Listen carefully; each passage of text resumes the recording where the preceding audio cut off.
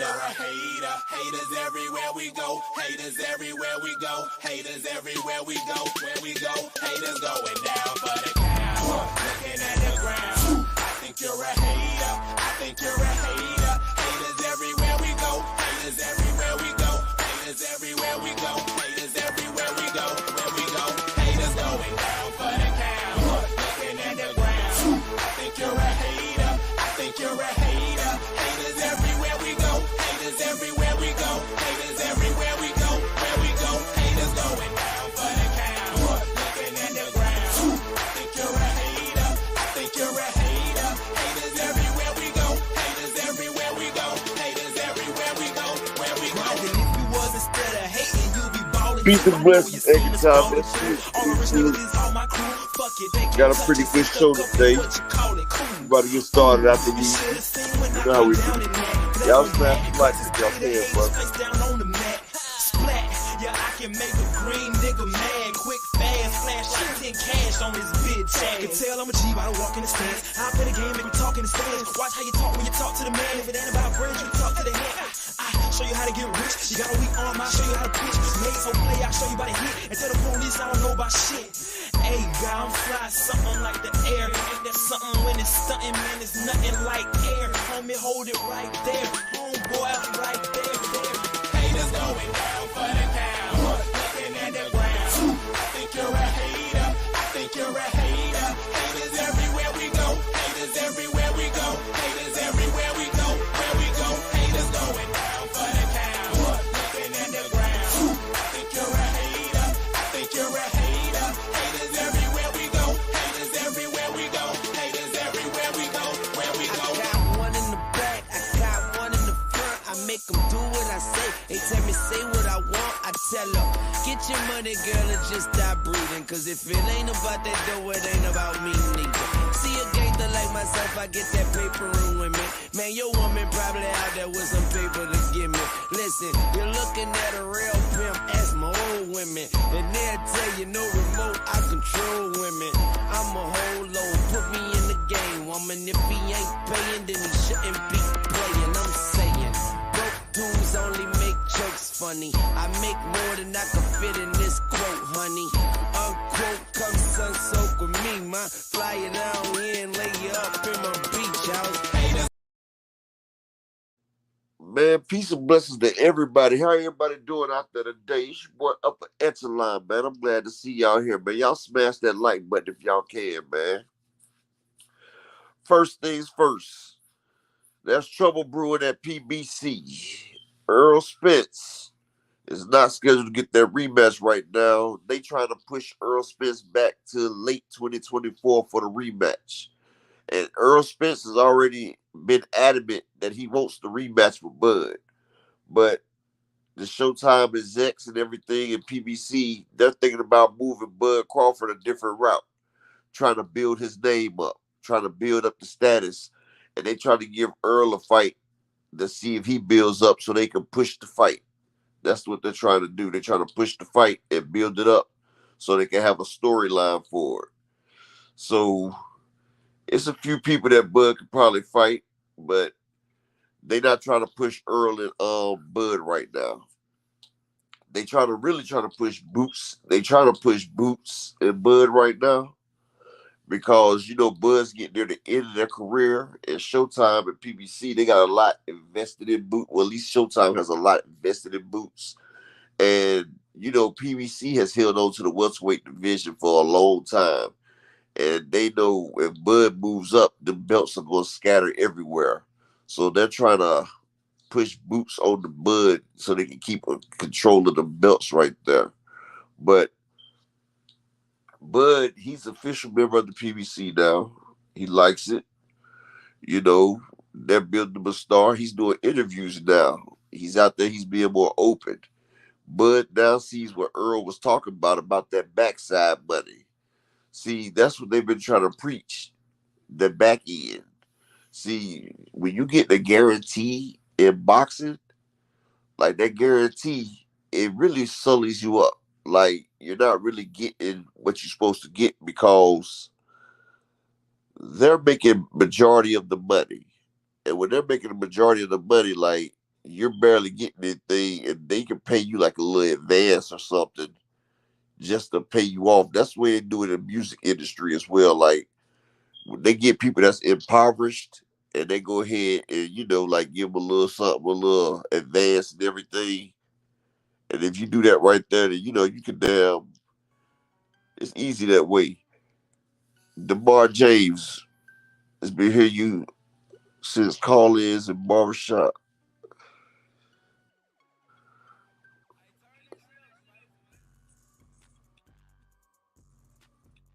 All right, what's up, DeMar James? TJ the fan. Yeah, TJ. I mean, I'm good with the TJ the fan. TJ, I would like to see the rematch as well. But boxing is a business, and see, like I told everybody on here, I said that the Spence and Crawford fight would probably do about 700K. Everybody was saying it'd do like 2 million or 1.5, and I said no. Cause see, what you got to realize is Earl and Crawford are both dipping from the same stream, like they dipping from the same cup. See, Ryan and Tate, they had the crossover fans, like they had the young crowd, they had the casuals, they had the TikTokers and all that right there. Plus, they went to Aiden Ross and Casanet. They went to the big platforms and pushed the bread. Terrence and Errol, these are two like manly men. You feel what I'm saying? They're not about to shuck and jive and do all that. You take what you get with them, and they just gonna promote the fight the way they promoted it. Big dose salute, King. I mean, it's nothing against Terrence Crawford and Earl.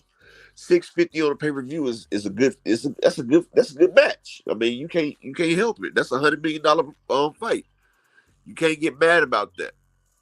But like I told everybody, it wasn't gonna do them astronomical numbers. Like 650, that's good. I said about 750. I was off a little bit, but it's right in that same range.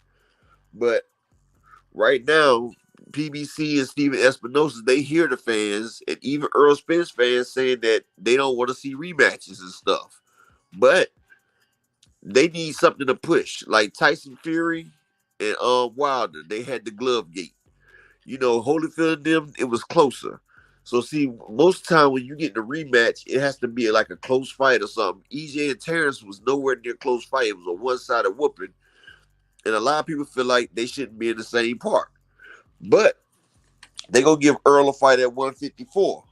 And if Earl comes out on 154 and he destroys his competition and he looks the way he used to supposed to look, then PBC and Showtime has something to push the fight off of. They could be like, okay, see, he shouldn't have been at 147. The man was weight drained. And then they can push the fight that way. See, right now, they trying to find a way to push the fight because a lot of people ain't trying to make the fight again. Now, see, if they would have did over 1 million pay-per-view buys, then people would have jumped to it. But like I said, it only did 650K. So, if most of the people talk about they don't want to see it, then it might be a failing project. Even though Earl fans, we down, we gonna stick with them and everything, but they're not trying to take the risk. And now Terrence Crawford, he's trying to get big fights in right now. He's at the twilight of his career, and he's done realized what he's done missed. So they're trying to keep him intrigued and keep him fighting over there. So they trying to offer him Boots Ennis. And see, Terrence, right now, he's sitting there saying it's not a big fight.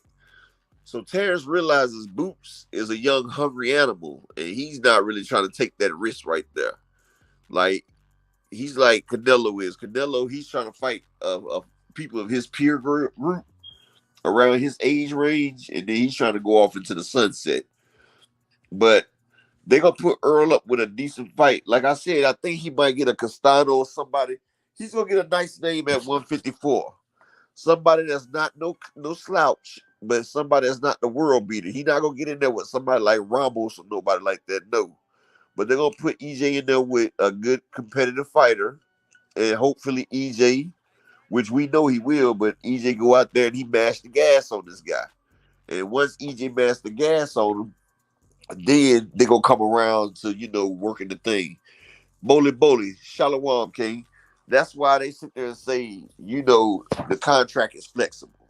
Because Terrence is making the most money. Like that one fight that Terrence Crawford just had. That's more money he's made this whole career in one fight. So Terrence, he's getting used to this money. He likes it. And so they're not really worried about the contract situation no more. Terrence, he shows that he's on board. They're doing the promotion bid. They're trying to build him up to be a star. Because, right now he's what's hot right now. And Al Heyman and Steven Espinosa, like I said, they businessmen. They're going to keep what's going. And see, they thinking about trying Bucket Man salute. I mean, Bucket Man, I'm not humble at all. I'm still man down, buddy. Like shit. I'm not humble at all. I mean, I'm a boxing fan, bro. I watched Roy Jones. Roy Jones is my favorite fighter. Roy Jones lost. Once Roy Jones lost, I can take anybody else losing, buddy.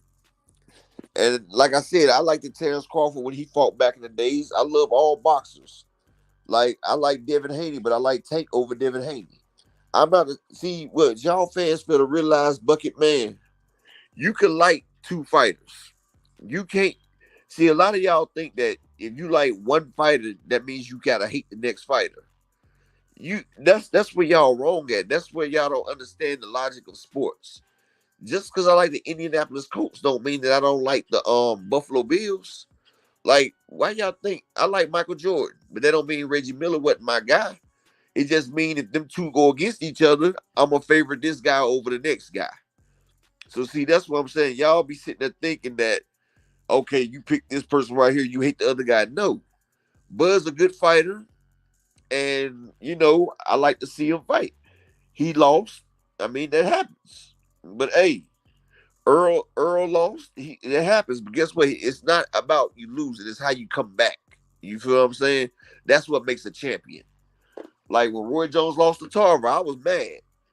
And that's when I was in my feelings. But then I realized, this is a comeback sport.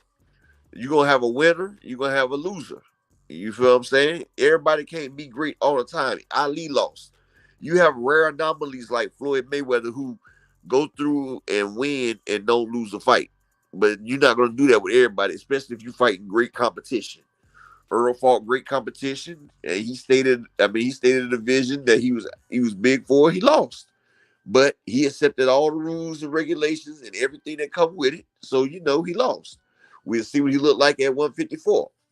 And Crawford, he the best at 147 right now. He did his thing. But we're going to see what he look like moving forward as well. Does that answer your question, Fisherman? Yeah. I mean, Bucket Man, yeah. Exactly, Big Dose. We're not taking it personal over here. Just because you hate Spence and don't mean Spence fans hate Bud. We just hated the moves he was making. Exactly. I hated the fact that we wasn't getting the fight that everybody was craving for. I hated the fact that they said they signed everything and then went and fought David Avedisian. That's what I hated. Because before then, I was making videos for both of them. But then when you start moving shiesty, then that leaves a bad taste in my mouth. But he made the fight. They fought. So he back good with me. But like I said, if him and Earl fight, Earl's my guy, I'm going to pick Earl. But if you got Bud fighting somebody and it's not Earl, I might choose Bud over that. Like, I like Jerron Ennis, but I like Bud over Ennis. But I feel like Ennis might beat him, but I've watched Bud longer than I've watched Ennis. If I watch Bud and Thurman, I don't like Thurman like that. I would pick Bud over Thurman. If I watch Bud versus anybody in the UK, I'm going to pick Bud because he's an American. You feel what I'm saying? That's the way that goes. Just like Fulton, I picked him over Inouye. I'm not going to pick Wilder over... I'm not going to pick Fury over Wilder. And I'm good with Derek James and the Man Down crew. They're my guys. I talk to Derek James all the time. And I like Anthony Joshua. He's a good fighter. But if Anthony Joshua fights Deontay Wilder, I'm going to go with my countryman. Because, he's a United States bronze champion. I'm just going with who I go with. Everybody else does it. So it's not wrong for us. And that's what I'm saying. We got to get out the habit of feeling like that you can only like one person. If you like one, then you don't like the other. It ain't got to be that way. Who sets that standards? Who sets that perimeters? You don't like that. Just because you like LeBron James don't mean you can't like Kobe. But anyway, getting back to this thing, Now Earl's adamant that he wants the rematch immediately, but the rematch really ain't gonna sell immediately like that. And Terrence Crawford, he's already said that he's willing to sit back. Bo. Okay, hold on. Shalom King Bo, how you doing, brother? Hey man, I'm good. I'm good. Man, I remember you earlier on Fanon show saying you were coming on today, and I Yes, wanted sir. to, and I just lost track of time, man. I had a good laugh earlier when we were talking. You knew exactly what I was doing with that troll, man. Yeah, I see you, man. I see I you. was, I was I was visualizing a tennis match, and like you know how when you hit the ball on the wall, that's literally what I just make a little comment, then block him, but not actually just time him out so he can come back and do it again. Yeah, you, I see you that. set me I up, see man. that he's falling for it. You I knew just hit exactly him with what I was look, doing, you just hit him with a man. straight ace. Yeah, Hey, man. hey, That was Bo. funny. What you think is a What's good up? fight for Crawford coming up, brother? Well, I mean, it depends on where Errol's mind is at. I mean, I guess the ball's in his court because he said, they said that the loser has the right to demand a rematch. But you heard Steven Espinosa the other day. Steven Espinosa said they're not trying to make that fight right now. They said they want to make it Yeah, probably the end of 2024. They said they want to get, because a lot of people sitting there saying they don't want to see the rematch. They said there's no reason to watch the rematch because they think Earl's through. So they're gonna have to try to build that fight a little bit. So they talk about yeah, putting Earl in there at 154 against somebody and getting Terrence to either wait or fight somebody else. To right. keep it going to Yeah, build Terrence up. I mean, it depends, man. I mean, I think the biggest money right now that he could get is I don't care what anybody. I still think it's Errol because of the accomplishments. But if he's not going to fight Errol, then I think the right move is to take on Tim Tszyu. I think Tim Tszyu is a relatively safe fight, but there's also some intrigue there. Tim Tszyu was supposed to fight was gonna fight Jamel Charlo, but Charlo had the Canelo fight, and Tim Tszyu Tim Tszyu he's been scratching around, claiming that he wants to test his greatness. You So know what I was why thinking? why not? You know what I was thinking yesterday when I was in the live? I was like, look, we put Earl up against somebody like Brian Castano. They got past history and everything. But then I started thinking, okay, Tim Tszyu called out Earl. Tim Tszyu has a style that Earl's used to fighting against. Earl say he don't like tune-ups. He don't like small fights. I say, Earl wants to go to 154 and test his shit. And we both, and I know Earl's a better fighter at 154 and 160 because I've seen him. And he's stronger. PBC's used to throwing people in the water. Throw him in the water Right. with Tim Tszyu. And if Earl can sink or swim, like that right there will be a great testament to pushing that Bud fight back. Because if Earl jumps in there and he has his way with Tim Tszyu, then they can push the narrative that he was too big for that division and Earl's back. Because Tim Tszyu starting to make some type of name. I wouldn't put him in there with somebody like Ramos right now because Ramos is a whole different problem. But I feel like Earl can take Tim Tszyu. He can take him to that. And I think his style is great for Tim Tszyu. I think that would be a great fight to announce himself at 154 while Bud take on a Thurman or somebody like that. Who do you think Bud should fight? I think he should go ahead and get Thurman. Thurman calling for him. And Oh, Bud said he wanted Thurman. Thurman. He said he wanted Thurman when he first got to 147, remember? And Thurman said Bud was too small at first. Well, now Bud's undisputed. Come get you some, Thurman. You the WBC mandatory. Yeah, I don't know. The reality is with Spence though, the way he looked in that fight, it looked like anybody would have beat him that night. Like any legitimate top welterweight would have beat him that night. It looked like something was wrong. So that would be my argument against like he should fight this guy. I don't think Castaño or Tim Tszyu in the condition that Errol was in the last fight, that would have gone all bad for him too. So I think that you just got to make sure that he's okay first, whatever was going on, and then everything's open, man. I'd watch Errol and Terrence again. We waited 5 years for that fight, man. And did you feel like you got like the 100% arrow when he was No, fighting but Crawford? I feel like Earl signed the Yeah, contract, so I couldn't really say take nothing from it.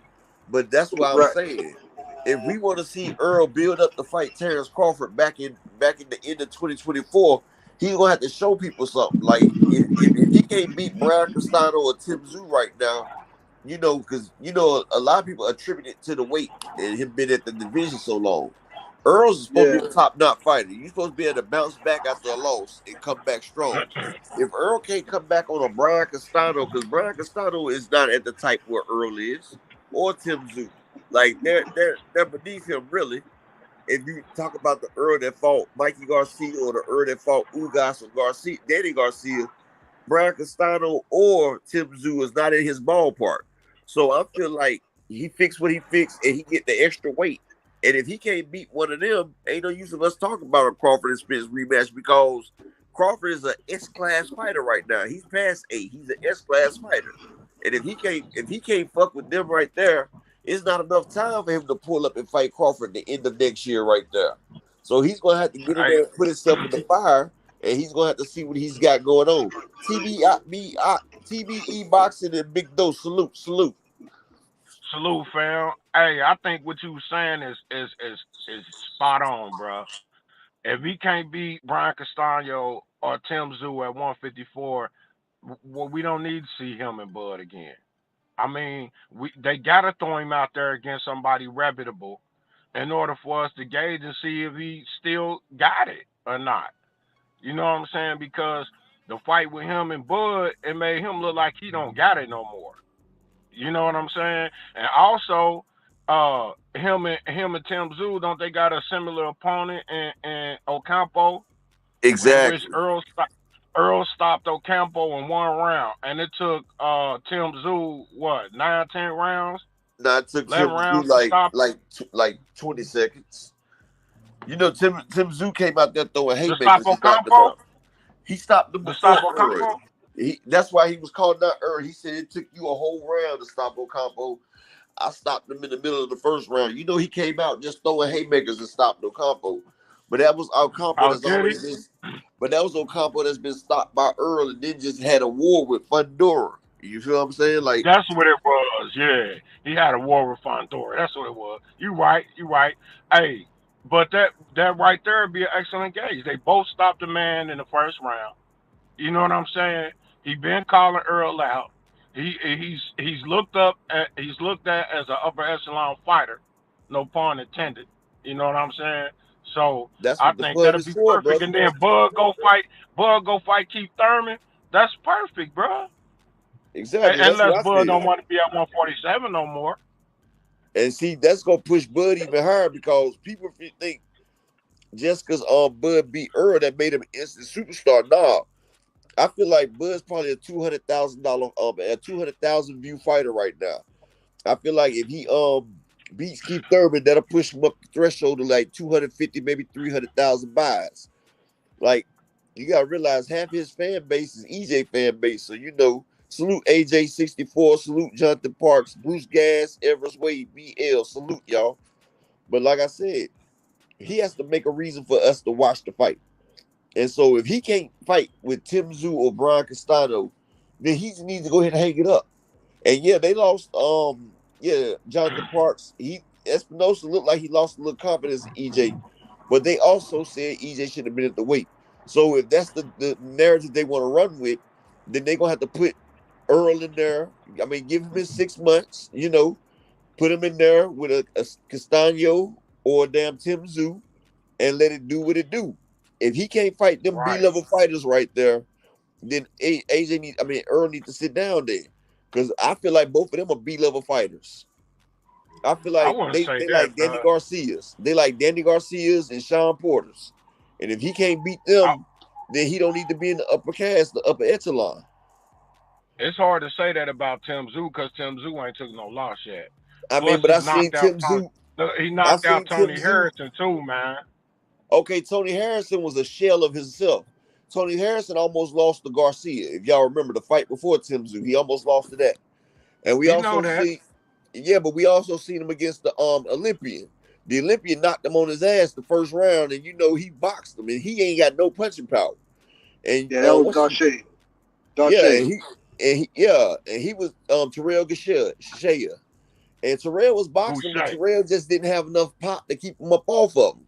And you know he walked through and ate it.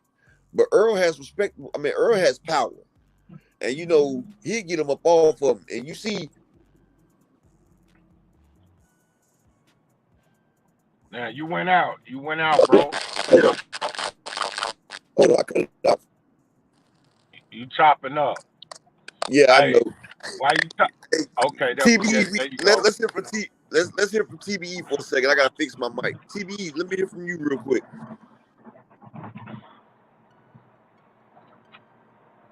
Oh well, y'all go ahead real Your quick. mic, I need you like 2 muted, minutes. bro.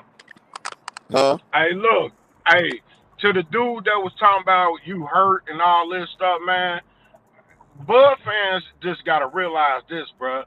Most of us over here, we boxing fans. We want to see the best fight the best. If it's my favorite fighter, I want to see my favorite fighter fight whoever is considered as the best out there. We ain't trying to protect no fighters, bro. No fighters. I don't care if it's my favorite or not. So I got what I wanted. I got to see the best versus the best. I didn't get everything I wanted because I wanted Earl to win. But cool, Bud won, and he displayed excellent skills. So that don't mean I'm gonna go off somewhere and cry about it, bro. You know, we ain't heard about it Nah, we over was here. happy that It we got seemed to like witness the fight. seemed like you it seemed like you dudes that say stuff like that, y'all really hate Earl with a passion. For whatever reason, somebody that support Earl done blocks you off their chat or something, and you're mad about it. You know what I'm saying? That's what it seemed like a scorned woman or something. You know what I'm saying? We ain't like that over here, bro. So y'all need to stop it with that bull crap, bro. That's all I gotta say.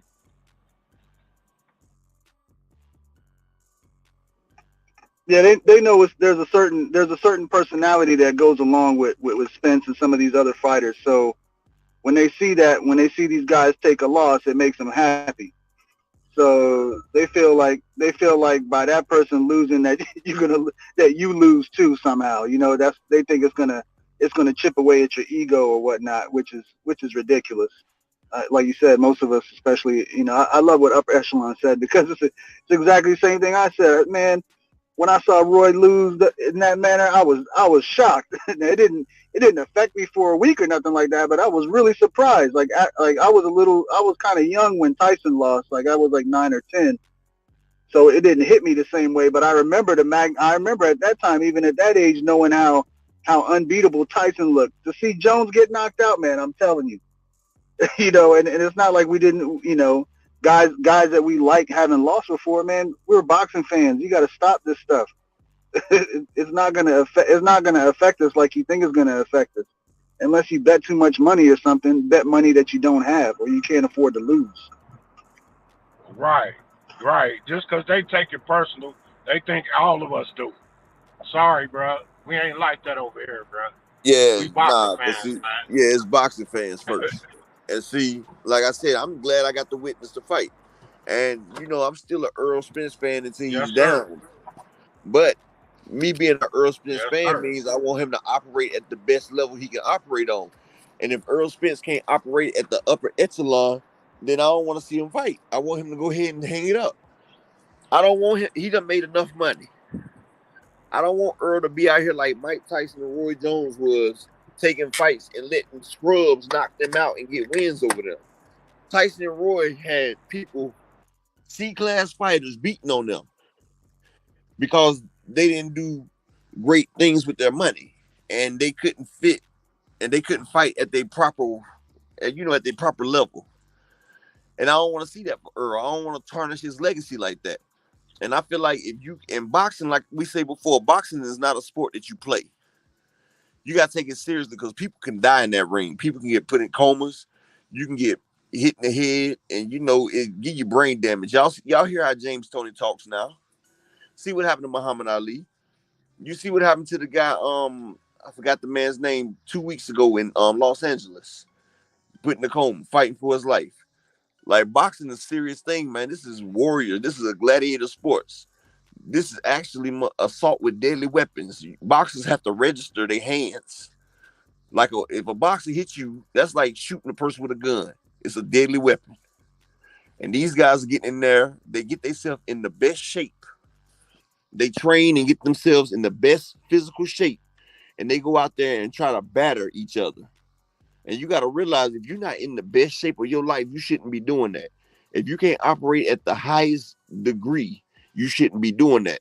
So if Earl can't go out there and fight a Tim Tszyu or Brian Castano, someone who before the Bud fight, we would say Earl will wash them because we knew his style was better and could wash them. If he can't do that now, then we don't need him out there because he'll get himself hurt. And that's how I feel. PBG Big Dog salute. Man, that's all the way facts, Upper man. I feel the exact same way, bro. Exact same way. The Earl that I saw fight Bud, man, if he can't do better than that, man, he needs to go and hang it up. But I believe he can do better than that. I'm not saying he can't. I believe he can. I believe that wasn't the Earl that I've been seeing these past 10 years, bro. I mean, that's just my honest opinion.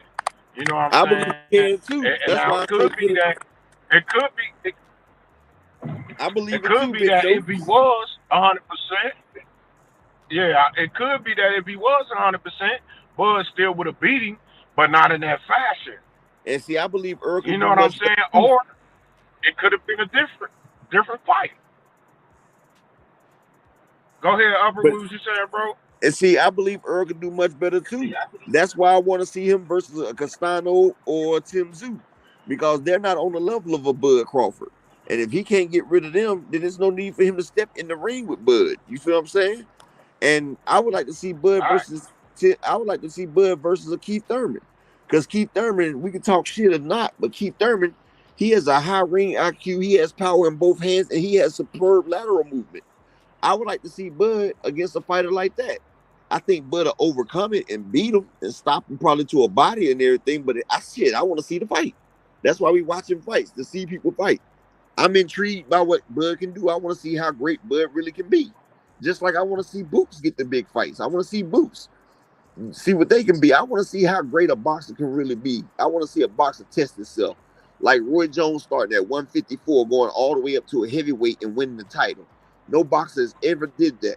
They talk about Manny Pacquiao going up 8 divisions, but them 8 divisions was only 40 pounds. Roy went up 50 pounds and won a championship. And right. people don't think about that. The only person to ever do it, to start from a junior middleweight and end up winning the heavyweight belt. Right, fam. You know what I'm saying? So, all I'm saying is, just let me see what Earl can do at 154 against a good quality fighter. I'd rather Yeah. against Tim. I'd rather see Tim Tszyu, even though him and Brian Castano, they have history, because Brian Castano beat him in the amateurs. But I would like to see a Tim Tszyu fight with him. Because Tim Tszyu calling them out, and they both got the first round knockouts of Brian Castano. Plus, Earl called him trash and everything. Akello, salute King. And I just want to see busted down. You feel what I'm saying? Hey, AJ, I know it was for undisputed, but Earl, he might not have been good for that weight. But he still made the fight because that's what we asked for. And see, that's what I'm saying. When a boxer makes the fights that we asked for, we can't complain. Stephen Fulton, he made the fight with Inouye. And then people sitting there trashing that man's name. Hell, he didn't have to make that fight, but he did it. So see, when fighters when damn other fighters do it, like Canelo going to fight Bivol, everybody give him praise, talking about he was trying for greatness. Not to mention that he got beat 12 damn rounds straight. But see, it's different with the opinionated boxers. Shalom Princess, Shalom Princess, Black Star Sports Boss. Salute, King. It's on you, Big Deuce.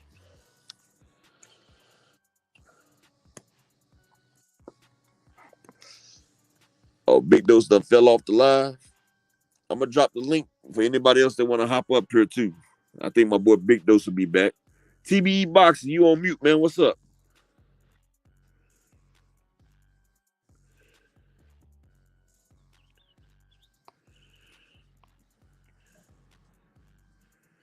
Nah, Black Star, I don't even want Tim Zoo versus Castano. I want either EJ to fight Castano or Zoo. Because I want to see what EJ looking like. Because like I said, they're not about to do the Bud and EJ rematch right now. So EJ has to hop up there and he has to get a name on him. He has to come to 154 and he has to make a statement. And either one of them is a good name.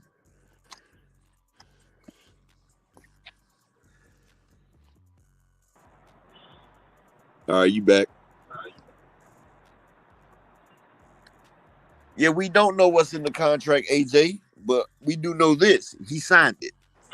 So if Earl signed the contract, he agreed to it. So whatever he agreed to, that's his own fault because he was the A side. He chose to relinquish his A side privileges. You feel what I'm saying? So since he chose to relinquish his A side privileges, we can't make excuses for him or blame it. You know, he just got to start back over. He got to build himself back up. You know, when you fall, pick yourself up. That's what make you a champion. And see, CANELO, a lot of people are saying Bud's a big draw now because of the numbers that they did. 80% of them numbers were Spence's. Now, I feel like Bud can draw at least 200K right now. Just himself, but he needs a partner.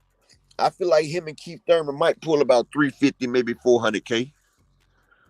But I don't feel like he's a worldwide superstar right now because a lot of people are still in doubt.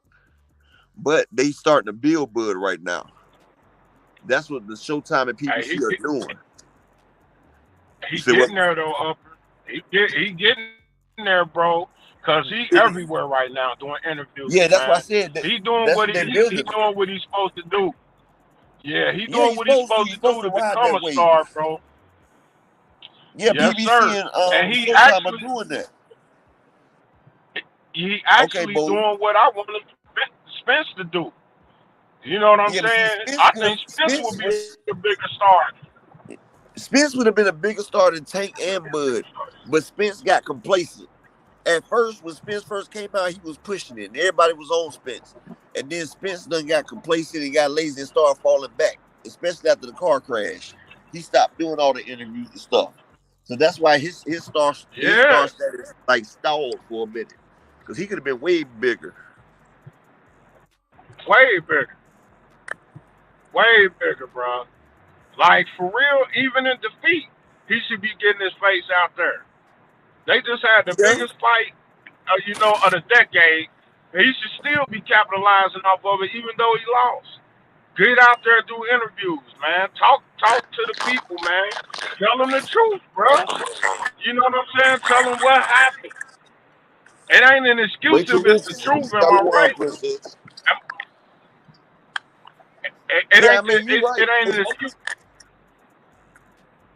They just both like I heard his rib was injured. That's what I'm saying. I heard his rib was injured. It's a lot of things, but Earl's not gonna make an excuse. That's what I'm saying. They both should be out there building. Like that first fight, that was just off Earl's star status. That was off of him. But see, Bud has a chance now to build his star status up, and he can build his star status up while Earl maintains or makes his go higher with like a win over Tim Zoo or Brian Castano. And then when him and Bud fight at 154, the fight will be much bigger because usually the rematches are much bigger than the first fight as well. Right. You feel what I'm saying? Right. Yeah. Earl should not be ducked off in Bud the cage somewhere, Tank, bro. He need to come on. Bud needs to stay the fuck away from Tank. I'm gonna tell you that first now, because if he fights Tank, it's not gonna be above 140. And if Bud drops down to 140 to fight Tank, he's gonna look worse than Earl did. Bud's gonna be weight drained, and he's gonna be sitting there with no punch resistance, going against a sharp, quick fighter with knockout punch power, with devastating power. Because if you see when Bud was fighting in the lower weights, you see his punch resistance wasn't as high as it is now. Gamboa was able to rock him. You feel what I'm saying? When you are weight drained, or when you coming in and you cutting a lot of weight, your punch resistance is down. So if he go down to fight Tank, it wouldn't be a good look for him. Jonathan Parks, I agree Keith Thurman deserves another shot, but Keith Thurman ducked a lot of shots as well. Keith Thurman had plenty of chances to make championship fights, but he didn't want to. He kept making excuses. But now that the bag is big and the pot's big and the belts are all out there, now he wants to hop back in. He had 3 chances to make a fight with Earl. He had a chance to make the biggest fight in his career with Floyd Mayweather. All he had to do was fight Earl first. Like Floyd made Canelo fight Austin Trout first. Then he fought him. He did the same thing with Thurman. He said, if you fight Earl, I'll put my belt on the line for you to fight, and then I'll fight you if you win. And then he told Spence to get a belt. Spence went and got Kell Brooks' belt. Then Keith Thurman started going on this trip like, the fight ain't big enough. I'm going to fight him and all this. He fought Josecito Lopez. Then he started talking about he injured. Then it's a get back year and all that. He wasn't trying to face that young animal. And see, now everybody sees Spence is vulnerable now. They didn't want the Lamont Peterson Spence. Didn't nobody want him. But after they seen him fight Mikey Garcia, then they see, okay, he ain't taking his craft serious now. That's when they wanted to hop in the ring with him, honestly. Yeah, I agree with that, man. You know what I'm saying? I think they saw, Spence's slippage, and just like everybody did, and just like he admitted though, he admitted to everybody he was slipping, man. That he lost his drive, that he wasn't doing what got him there. And I believed that this fight he was doing everything that he was doing and more. But if the rumors are true, which I don't know if they are, that he had a rib injury during and couldn't spar for 6 weeks out of the 8 weeks, man, that's something to be talked about, bro. You know what I'm saying? By him. It's not an excuse, bro, if it's the truth, bro. Look, I honestly think he left it all in the gym. Honestly, between me and you, I feel like he left it all in the gym because he was sitting there saying he couldn't get no lift or nothing out of his muscles. He was saying he couldn't switch into gear. And I've used to box and I used to train. And sometimes you can overtrain as well. Like Derrick James alluded to the fact when he sat there and said they would finish and Earl be like 15 more minutes, 30 more minutes. And then they took that nice little hike right before the fight in Vegas in that heat. And they said that mountain hike up that mountain. Up off for you. You got to realize you got to get your body. It wasn't even a hike. It wasn't even a hike. He ran that mountain, man. He ran that mountain, bro. 5 miles. Check us out. Anybody that's ever worked out before know you got to have rest days. Because when you're working out, you're tearing your muscles. And you got to give your muscles a chance to heal. And if you keep tearing over top of tearing, then you detrimental. You're going backwards instead of forward. And see, that's why Blu-ray came out and said the other day, anything that could have went wrong in that camp did go wrong in that camp. So I feel like, it's a good damn lesson. It's a lesson learned. And iron sharpens iron. And now Earl got that fire again. And he's a man with pride. And he wants to be the best. The man ain't lost since the Olympics. So, I look to see Earl coming back. I look to see the old Earl coming back and him dominating and damaging things. And if that Earl don't come back, then he needs to sit down. You feel me? Welcome back, boy. Yeah, I'm back here. Yeah, I was listening the whole time. I just the network was gonna get bad, so I didn't want to cut off in the middle. It causes more trouble, so that's why I just exited out until I got to a stable place. Hey, you and Bowley keep it going for a second. I need like 3 minutes. I'm about to get my upper wound changed out. But I'm no problem. Hey, let me ask you guys a question, man. Anybody else annoyed by Eddie Hearn talking about this Wilder and Joshua fight, whether it's happening and not happening? Man, that dude frustrates me. Every time he talks about Wilder, Joshua, I'm sitting here like, man, don't pull that BS you pulled a few years ago. What was it, 2018, when we thought we were getting a fight? Man, what did he say, bro? What did he say? Because I ain't seen what did he say. Eddie Hearn, man, he's just dancing around like nothing's signed, but he's pretty much, he's saying it's a done deal, but he's saying that nothing's signed.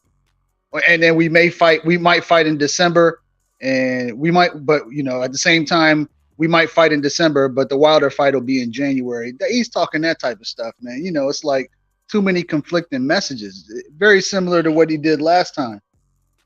So it's hard to know what to believe is going to happen. You know. I thought the And this, Saudis was putting up the money for this one right here, the AJ and yeah, Wilder. that's exactly what I was saying. I'm like, there shouldn't be any argument about like pay-per-view money and all that. That's the whole reason they're going to Saudi, right? To get their guaranteed money. You don't have to worry about people stealing the pay-per-view or stealing views or whatever, because you're getting your money up front. So I don't know what this guy is talking about. You know, you see PBC's making these fights. Where's all these other people that's jumping down, you know, Matchroom and ESPN's throats for not making big fights? You know, I'm glad, you know, that's why I'm not even mad at Devin Haney, because Devin Haney, you know, he fought Lomachenko. That's a good fight. That's what I want to see. You know, I'd rather see him fight some other people, but Lomachenko is a good fight. Regis is a good fight. Now, where's all these other promotions at? The schedule coming up for the next month is hella dry until you get to Canelo versus Charlo. It doesn't look good from a boxing. I mean, at least from an American perspective, from a boxing fan who's sitting in America's perspective, it don't look good at all. Before she gets started on me, right? I'm gonna tell you this right here.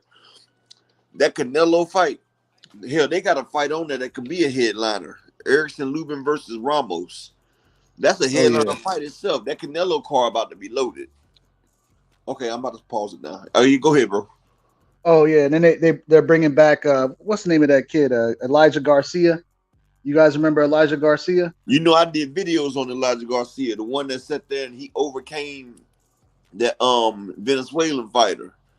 The dude was beating the hell out of him, and then he came back and beat him, and he remained undefeated. He was the underdog, came back. I had betted on him. Yeah, he's gonna be on the Canelo card too. He's opening it up against the guy who beat Hurd in the last fight. Whose name is escaping me right now. He beat Hurd. Remember, Hurd had that I think wasn't it Hurd's eye that was damaged and they stopped the fight, or was it his lip? I don't know. I can't remember. Somebody in the chat might have to help me with that one. I'm forgetting some names right now, but that's what's coming up next on that end. Man, that schedule looks thin, bro. It's a shame. You know, all these people online talking garbage about PBC and all that. Man, PBC's been making fights. It's not just this year, even last year. Where's all the naysayers at? Who's gonna backtrack on that? At least, you know, I like that Crawford stepped up and said what he said about the money. Hey, I like that too. And it's funny to me because most of the PBC haters is Crawford fans. You know what I'm saying? Most of them was talking bad about the PBC, and they also Crawford fans. So now that Crawford with the PBC, or what, you gonna hate him too now? Because you hated all the PBC fighters. If Crawford a PBC fighter now, you gonna hate him too? Yeah, they're gonna hate him because they're gonna hate Crawford because they was using Crawford as an anti-PBC pawn. And see, you know, most of the people that hate the PBC are the rich white execs, Bob Arams and, you know, the Rick Glaziers and them. They can't stand because PBC paying fighters what they worth instead of giving them pennies on the dollar. And so they're gonna hate Crawford now because Crawford was against that at first, and now he's starting to get the money. He's starting to realize, and now that's what happened. Hey, that's true, Upper. They hated the PBC, but it be our own people that hate them too. Be our own people that hate them too. You know what I'm saying? Just, I mean, they come on, you know, they'll come on the Homie 7-8 page and BFTB and say that they work for the PBC, and that's our own people saying that. Yeah, they're crazy because Times say, "Man, I don't get no check from the PBC. What you talking about?" It's wild, you know man. What I'm saying? They fall for these narratives, but at the same time, some people, when they accuse people of that, it's because they're taking money from somebody else. And it's so silly because, you know, back in the day when HBO was making the good fights, we're watching HBO. If it's on ESPN, it's ABC Wide World of Sports, doesn't matter. We're watching. I remember Ruiz versus Holyfield being on CBS. I don't care what network it's on. If you put on a good fight, we're gonna watch. You know, we seen boxing on Spike TV. Come on, man. It's not about that. We just want to see the best fights. Simple as that. Right. And right now, Hey, PBC is TBE, what's up? killing What's going everybody. on, bro? I guess my mic is finally working now. I had a little issue. All right. So what's going on? Is this a pity party, or are we talking about what's going on next? Pity party about what, bro? About the fight? Who pity it? I'm asking. I didn't. I'm saying. I mean, it sounds I'm like asking you. it sounds like You a lot of said people. you said it. I'm asking you what you mean. It sounds Bro, like what part of this? Hold on, I got this. Hey, hold up. You can take me up in a second. Hold on. Let me talk to this dude real quick. What part of what we said was a pity party? well, I'm hearing that a lot of I'm hearing that Bud Crawford fans, they hated PBC, and I don't really think that's the case. I think that what's going on is that, and I don't think they hate Errol Spence, but I do think that during this build up to the fight, there was a lot of things said about Terrence Crawford. I mean, you can't, I don't know about you guys, but I mean, I listen to a lot of channels out there, and Fannin, Blue Blood, Campside. First thing I said, brother. Boxing Eagle. First off, this is Upper Echelon Sports Bar. You feel me? This ain't. Yeah, I feel you. This ain't none of these other people right here. Yeah, I feel First thing I said was I congratulated Terrence Crawford, and I said I want to see him in a better fight. The second thing I said was it's going to be trouble to get the Earl Spence and Crawford rematch right now. They're trying to push it back to late 2024. And then I said, hold up, bro. Then I also said that Crawford showed us greatness, and I want to see what he's going to do next. Then I explained that Earl Spence is going to have to fight Tim Tszyu or Brian Castano at 154 to show he still got it, or he's going to have to sit down, because they ain't not going to be able to sell the fight right now, because a lot of people are saying there's no need for a rematch. And then I said Crawford has me intrigued right now, and he's building himself up as a star right now. Right now, he's not a superstar financially. Like, he's probably a 200K buyer fighter right now. And I said him versus a Keith Thurman will be a great notch on his belt, because now they're starting to build him as a fighter at the PBC. And Crawford came out himself and said how on the other platforms they was getting robbed in the money, and now he got to the PBC and now they're getting money. And then we're talking about how people support black-owned businesses like BLK, which was not black-owned, but they go against the PBC, which is black-owned, and which makes sure each fighter gets paid the amount that they're supposed to get instead of penny wages, and people hate that. So I'm trying to figure out what a pity party was. Okay, what happened? There's a couple of things there what you said. Okay, all right. In terms of the money part of it, I mean, we all know that Terrence Crawford is a tough negotiator, and so he was negotiating to get his money, and he was getting a lot of criticism for that. He didn't want to fight. He's going to fight Avenir. So now people are saying, he's getting the money from the PBC, but while he was doing the negotiation to get the money, when they offered him no guarantees and all, everybody was telling him to take that. Okay, but now that he, what he got is not because PBC gave it to him. He negotiated that and got what he wanted. No, he got what he wanted because Earl gave it to him. Everybody else said, no. Everybody else sat there and told him not to do it, but Earl wanted to fight. Earl could have walked away from there. He had a bigger fight lined up with Canelo. But Earl sat there and said he was going to give the fans what they asked for. Terrence Crawford himself came out and said, "Thank you, Earl, for making this fight." That's what he said. I heard all of that. No, but listen, Terrence said he could have walked away and did everything. He knows what it was. Yeah. And, hold on 1 second. Dog Pound PBC is owned by Al Heyman. They got Tom Brown as the figurehead, bro. Look it up. But yes. So Terrence Crawford came out there and said it himself. So you're wrong on that, brother. And wrong on what? What am I wrong on? When you sitting there saying that Crawford did that, Crawford, he said he wanted to fight. They could have had this fight last year. Crawford was double dealing with BLK Prime. Yeah, they sat there. He got a contract. They were scheduled to fight for August, September, October, November, and he kept pushing the date back because he would take the contracts back to BLK Prime. He admitted that he was doing that. And see, he lied and said he was getting a $10 million fight for David Ebenezer when he only got 4.2 million. So yeah, he even admitted it. Well, again, you know, I understand the narrative. That's the narrative. It's not a narrative, it's facts. You can look it up. It's yeah, but facts. can I say a word? Or are you going to keep interrupting me every time? No, if you say a narrative is not facts. When it's facts, it's facts. All right, like I was saying, the narrative is a narrative. No, now, a narrative is something that you like. What you got up here doing, that's a narrative because it's not. I didn't do anything. No, because what you're saying is not based by facts. You keep interrupting me. I can't get a word. word. I'm saying you said a narrative is a narrative. But can I get up? My word is my word. I didn't contradict what you were saying. I didn't say. But see what you know. I didn't say you was, but I'm but why you interrupting me when I'm talking, bro? I'm about to let you talk, but I'm trying to give you words have meaning.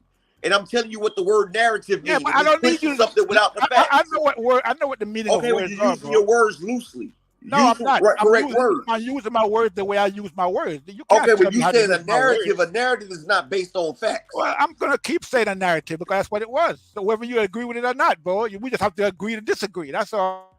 No, I can just press that mute button right there and tell you that what you're saying is a lie. We're not gonna push lies over here. We come with the truth. Now you see, it's not say what you want to say, but go ahead. Now you can speak, brother. This is a pity party. I'm out of here, bro. All right, bye. Congratulations. Bye, you bitch ass nigga. Bye, nigga. Cause you sitting there crying and shit, talking about a pity party. Ain't nobody pitied yet. The pity is you, cause you want to sit there and cause controversy. You a damn motherfucking troll, a troglodyte. Get the hell up out of here, brother. It's always bitch ass niggas like you that make it fucked up for everybody else. And that's the reason why we have the situation that we have, why you worse than motherfucking Gary, a.k.a. King.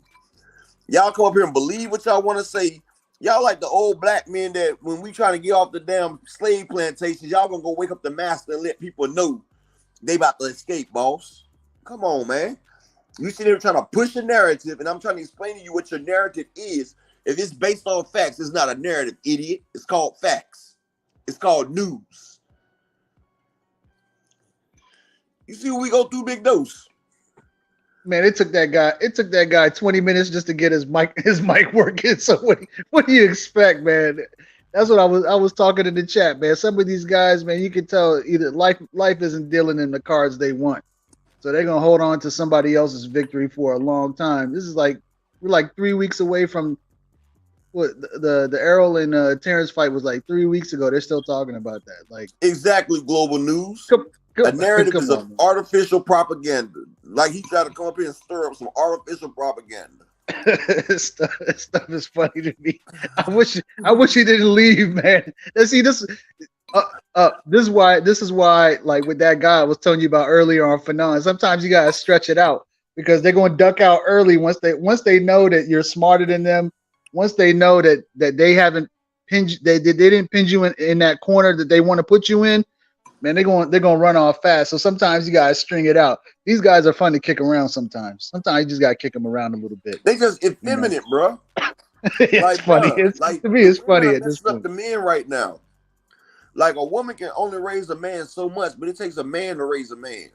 And these women are trying to raise him the best way they can, but these men still carry on female traits. Matter of fact, I'm not even going to disrespect the queens like that. I know a lot of females that have more balls than he do, like that are more masculine than he is.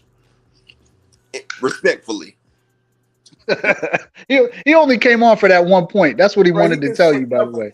Bro, we've been live for 50 That's what he wanted, bro. He been sitting there for 50 fucking minutes. He's been sitting there for 50 minutes. He said he couldn't get his microphone to work. He couldn't get his microphone to work because he had to shit on mute, bro. I'm telling you, you gotta string it out, man. You gotta lead these guys down the road to kick them and then kick them down the hill because otherwise, like they're gonna run out on their own. No, I could already keep going. I was gonna explain to him that he's using the wrong words. That guy was funny, bro. It was funny. Shout out to my guy, Expensive Paper. I already know what he about to say. Buzz Squad with the $20 holler. Appreciate your expensive paper. Yeah, man. I already knew when it was coming, bro. When he said the narrative, as soon as he came out with the word narrative, I said, "Ah, shit, here we go." Yeah, for sure. They always talk about the narrative. It's not no narrative if that's what happened. Like I'm glad Crawford made the fight, and I'm glad that they did fight. But we're not going to sit there and overlook the fact that this fight could have been last year. Like I'm not taking nothing away from him, but this fight could have been last year. They was trying to have it on the anniversary of Sugar Ray and motherfucking Sugar Ray and the Hitman Hearns. They was trying to have it on the anniversary of their thing, but it got pushed back. I mean, I'm glad we got the fight, but we're not going to act like it didn't happen. And then I wasn't even trying to talk about it. But if you're going to bring it up, we're not going to sit there and act like the truth ain't the truth. Yeah, I got you 100%. Yeah. And see, me, I choose to let it stay in the past because they gave us the fight. But if you bring it up, then we're going to talk about it. I'm not going to sit there and just let you come up here and just lie about the shit. Everybody has welcome to their own opinion. But if you sit there and lie about some shit, I'm going to have to correct you on it because I got to stand for what's right. I'm a boxing fan. And the truth is, after Ugas got beat on Earl Spence Day, April 16th, he was calling for the Bud fight. And Bud was saying they signed everything. And we still didn't get the fight till almost 11 months after that. Yeah, I'm looking forward to this fight. Even after the Avanesian fight, they asked Bud, who you gonna fight? He said, I don't know. We gotta go back to my team. But then when Earl got in that second accident, he told Earl, you can spin the block again. And I'm just keeping it 100. That's what happened. History is history. Yeah, Edgar Chavez, he was sitting there, he did that purpose exactly. Yeah, if he was the real boxing fans, they look forward. At least I do. Let me say that I look forward. That's what I was gonna say. I'm looking forward. Like, what fights do we have coming up? Exactly. That's what I'm saying. I dwell on a fight. Yeah, I might dwell on a fight that I just watch if it's really good or if it's a big fight. I'll dwell on it for maybe a day or two. But then after that, like, I'm looking for what's next. Like, I think the second half of this year looks like it's going to be like a hardcore fight's dream. Like, I think Canelo versus Charlo's kind of is more of a hardcore fight fan thing. I think Canelo versus Charlo does more than Ryan and Tank. Maybe, I don't know, man, because Canelo's been kind of on the downside. You see him trying to. They're selling it hard already. Like, they're already jumping on the Breakfast Club. With John Ryder. He did $500K with John Ryder. You think so? I doubt that number. Maybe worldwide, maybe. No, he did $500K with John Ryder, and with Bivol, they said he did like $620. Canelo always said, with him and Triple G did $1.2 million. You know what I'm saying? And him and Caleb Plant did almost $800,000. Yeah, I remember that. Canelo does numbers. That's why last year they tried to give him a 2-fight deal for $100 million. But he went to the zone and took the 3-fight deal for $85 million. Because remember, they was trying to give him a Spence for $55 and either Charlo or Benavidez for $45. It was 2 fights for $100 million. Canelo didn't want it. Then now he got a 3-fight deal for $100 million. So they feel like his values done went down some because of his lackluster performance. But they know Canelo fans are gonna come out for one thing. Right. Canelo fans gonna always support. Like in Guadalajara, Mexico, he still did $500K pay-per-view buys. His fans are loyal, but they've been wanting Canelo to fight a young athletic black fighter. And Charlo, his fans are gonna come up and show out. And plus, black and Mexican fights always do good. You know what I'm saying? So I got them going over $1 million. And everybody want to see that fight right there. They think Charlo ain't gonna win. They want to see if Canelo lose. Like, you got the detractors and you got the supporters. I know that fight does over $1 million. It might not do over Tank, because I think Tank and Ryan did 1.2 on Showtime and like $200K on the zone. So it was like 1.4 altogether. But I know it does more than $1 million. And that's facts right there. I snap my reputation on that because Canelo's still a big draw. And then we got Regis and Regis and Haney, and then That's not what secure yet. Benavidez and I think Andre. Regis been calling Haney a bitch. Say he ain't signed it yet. I think that's them just promoting. I think they've got the fight secure because like that's a if you haven't figured the Haney trademark, their trademark is like making you think that fights aren't secure and they can fight somebody else. This time, like Regis is playing that game. He's like, no, I'm a fight. I can fight. You're not the guy. I don't need to worry about you. I'll fight somebody else. You know how they play that game. So I think that's them building up the fight, getting people excited. Honestly, bro, I think they went back and looked at Regis Prograis, and they seen that Zorilla fight was an anomaly, and they realized that Regis ain't the person that you just want to hop into that weight division and fight. And like, I won't blame him because Regis is a motherfucker. Until last week, I thought he was the clear side, the number one welterweight, junior welterweight. Until I seen Antoine Russell, and I said, okay, Gary Antoine, he looking real sharp right now. And I don't think Devin want to fight us. I don't think Devin want to fight us some real Matias. He too fast right now. You feel me? But don't get me going down that Russell road. I'm a big big backer of Russell. I'd like at least in spirit. You know what I mean? I'd like to see him get the big fights. I mean, he pulled out the Albert Puyo fight because they seen the last fight that they had with Bartholomew, and they seen that he had some holes in there, and they wanted to fix them holes that he had before he go for a championship. You believe that story? I mean, that's the story that they put out there, and I feel like he fixed them holes too because he looked a completely different fighter versus Kent Cruz. I think what happened is with Rolly, I look at him like he's like a glass of milk that's sitting out, man. It's only gonna you can only stretch that out, but for so long, I think they wanted to get him a title shot immediately. That's really what happened because he wasn't in the Antoine was in the WBA, and it looked like he was next to fight Puello, just like you said. But then all of a sudden, like Rolly entered the WBA like right at the spot right after Antoine. I think it was like number 8 or number 9. He entered after Antoine denied the fight. No.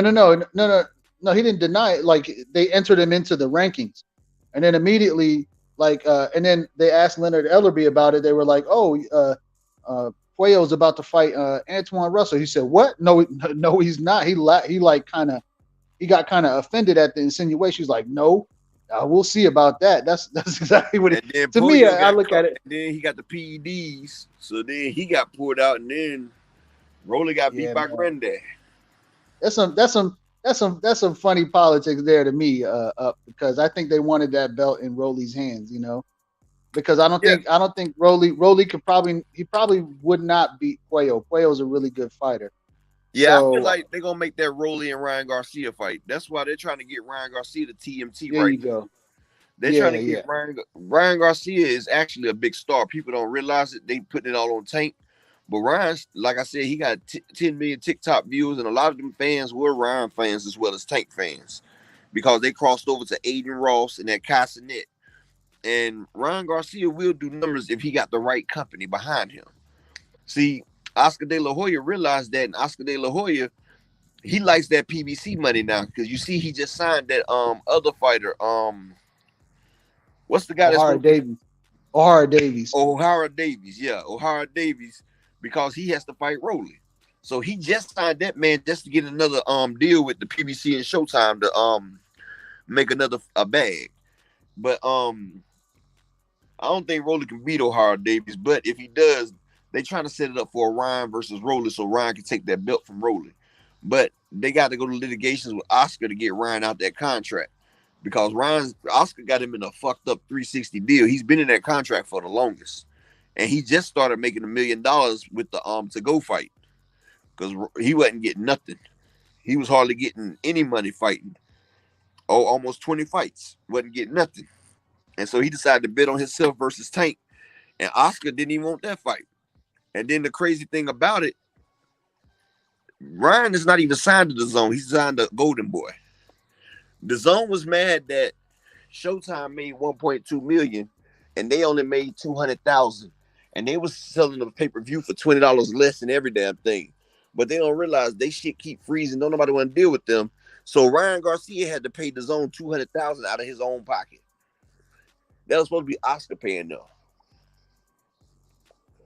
them. But you know they going through litigation. They trying to get Ryan because Ryan ain't trying to fight until he get out from under Oscar.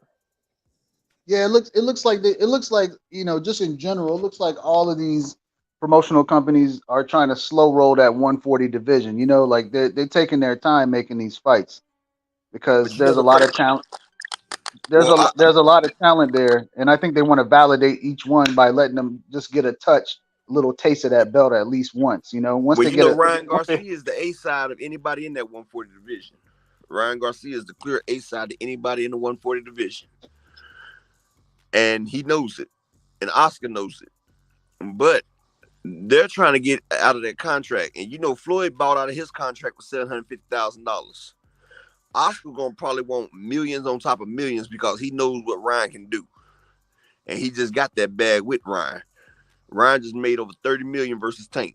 Oscar gonna try to take everything that boy got before he let that man go.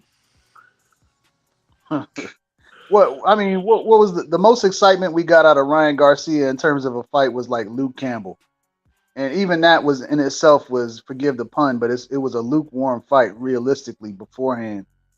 Right. Yeah. So, you know, like at the end of the day, you know, you got to generate excitement, and you got to generate some sort of excitement and like anticipation from boxing fans. Forget about the fight. Fights can sometimes come out to be a flop. You think it's going to be something that you want to watch, and then it's not. Right. It's not appealing to the eye. But the most important thing sometimes is just getting people to pay attention and to walk through the door or to hit buy on that pay-per-view. And some of these companies, they don't know what they're doing. The problem is they'll get Ryan if Oscar gets Ryan Garcia a belt, is he going to get him a fight that we actually want to watch? That's Shout out question. to my guy, Expensive Paper, one more time in the Cash App with another $20 holler talking about, I want a body on my record. What'd you say? Yeah, I want to take a body out of my record. The quote of the great Deontay Wilder talking about getting a body in the ring. Bomb Squad in the building. Salute. But yeah, Ryan Garcia, like I've been talking to Derek James, and I done looked at a couple of FaceTime videos. Ryan Garcia looks real immaculate right now. Ryan Garcia, he keeps that hand down when he's jabbing. He's done developed that right too. That right hand is looking crisp and sharp, and it's coming out fast and it's hitting hard. Ryan Garcia, I'm gonna tell you what they're doing. They're gonna get Ryan to get a belt. They're gonna build Ryan up. Ryan's gonna beat a few people. And they're going to have Ryan versus Tank, too. After Ryan beat a couple people at 140, because I feel like Ryan can do it. Ryan had all the tools. He just wasn't motivated. And you know what they say, iron sharpens iron. And if you don't use it, you'll lose it. And see, now with Derek James, Ryan Garcia, he's using his tools and he's getting better. Because people got to realize, Ryan also split with Devin. They both won 3-3. You know what I'm saying?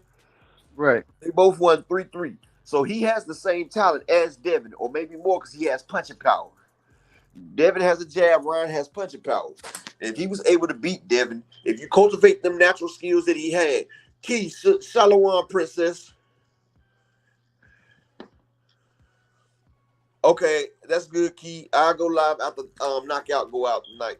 But people got to realize, if Ryan was able to compete with Devin then, he just didn't have a great trainer, and he wasn't taking it serious. He was too focused on being a superstar for the social media. Now he's taking his craft serious. He got his fans. Now he's putting work in his craft. And Ryan, he's set to probably be a big star, probably bigger than Oscar was, because they love him. He got all the tools, and he's fast, and he has power in both hands.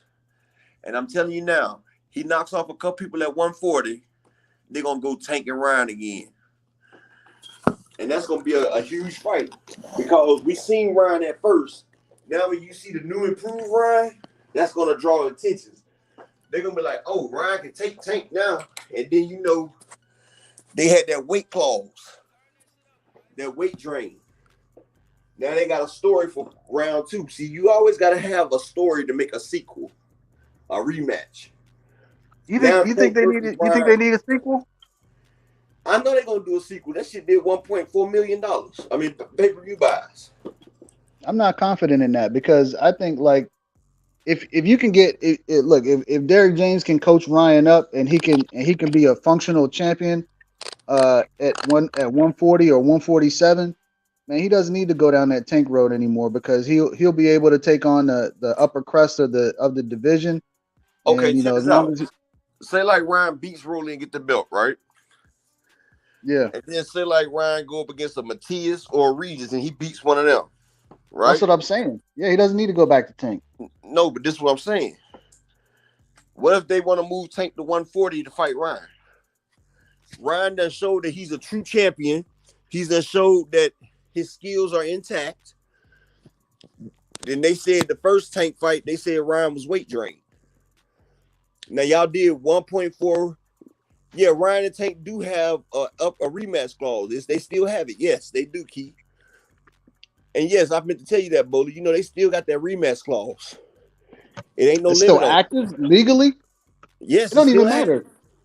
matter. It don't even matter. I mean, I just think like you know, the point is, I guess what I'm trying to say is like I think I'm not saying you're wrong. Yeah, it could happen down the line, but I think like Salute, Chitlin. for But let me ask you a question though, Bowler. If Ryan beats Matias and he beats Rolly, he got 2 of them belts up there, right? And you see Ryan, he's fighting good competition and he's beating them, stopping them, looking impressive. You wouldn't want to see him versus Tank at 140 without the weight drain, without the weight clause? Because a lot of people say Ryan was weight drained. Yeah, it depends on what Tank is doing at that time. I mean, I would like to see. I would just like him to fight the best fights he can, but I don't need like I think that's like a super fight that you can probably put on at any time. But like I think if you're the promoter and you can get and Ryan Garcia is competing with the top guys in the division and he can win those fights, those are winnable fights, sellable fights, and he doesn't lose like back-to-back fights fighting tough guys. Yeah, man, I don't think you need to Tank fight until much later if you need it at all because there's a lot of talent in those divisions.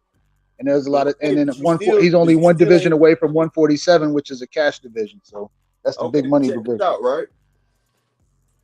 You remember they had Riddick Bowe and Holyfield fought 3 times.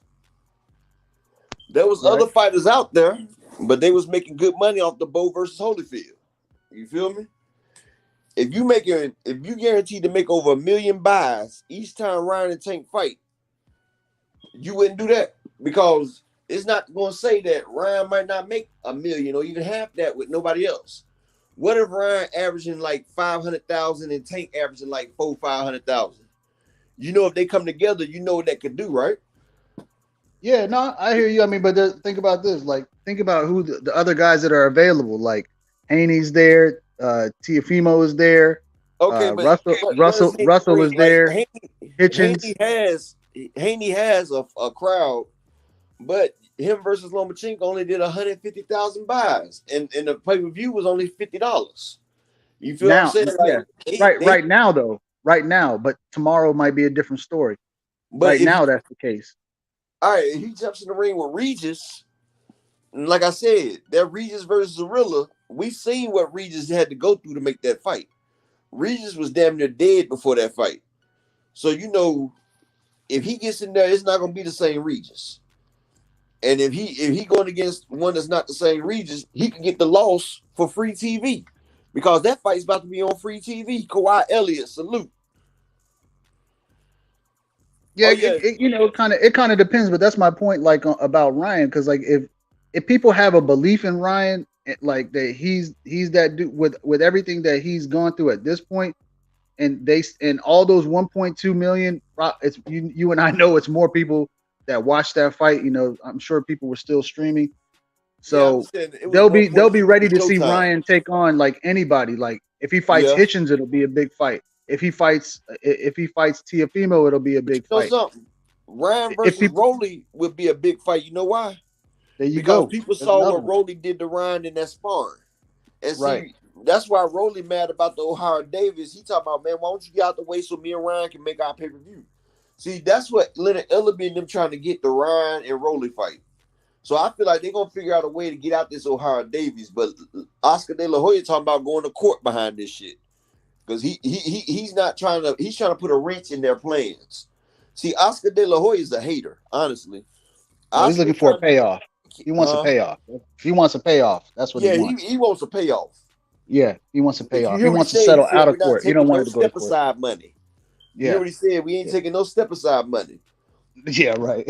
But Oscar, your dumb ass forget Ryan Garcia is still your fighter.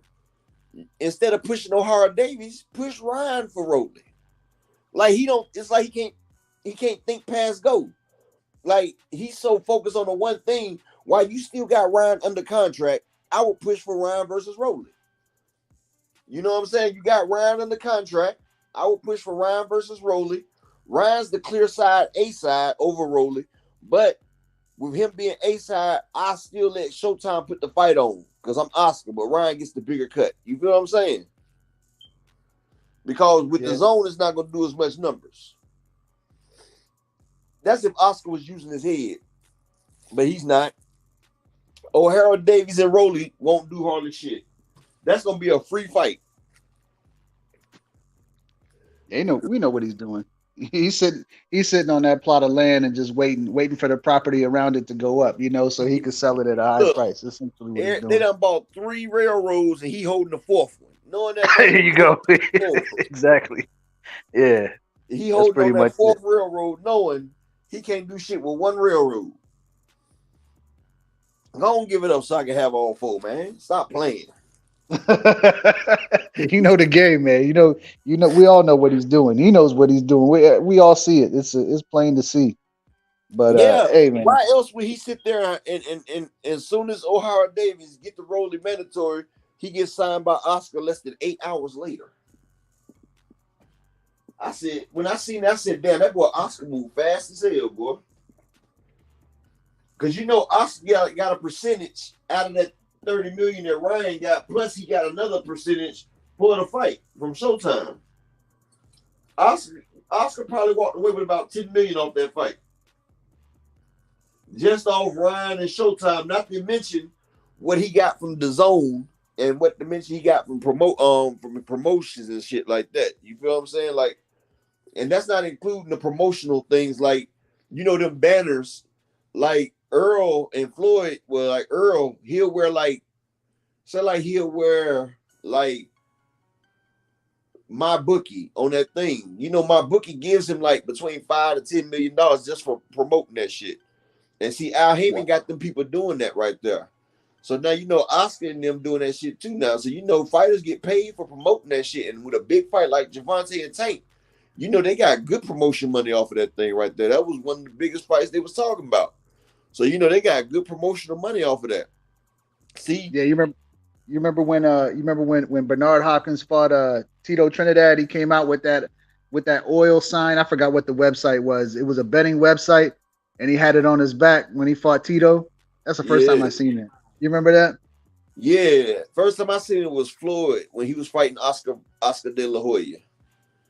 You mean like the tank? Did he have a sign? He had a sign on his back, like written on his back? On his shorts.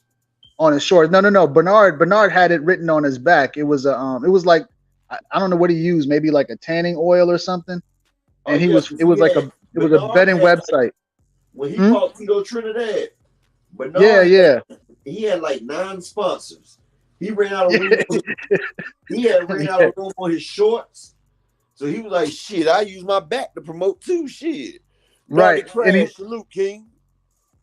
And then they said that he was getting paid $100,000 for that sign on his back, and that he put all that money on himself, and he was a 4-1 underdog. So he made $400,000 off that sign on his back. I forgot what the website was. It was funny.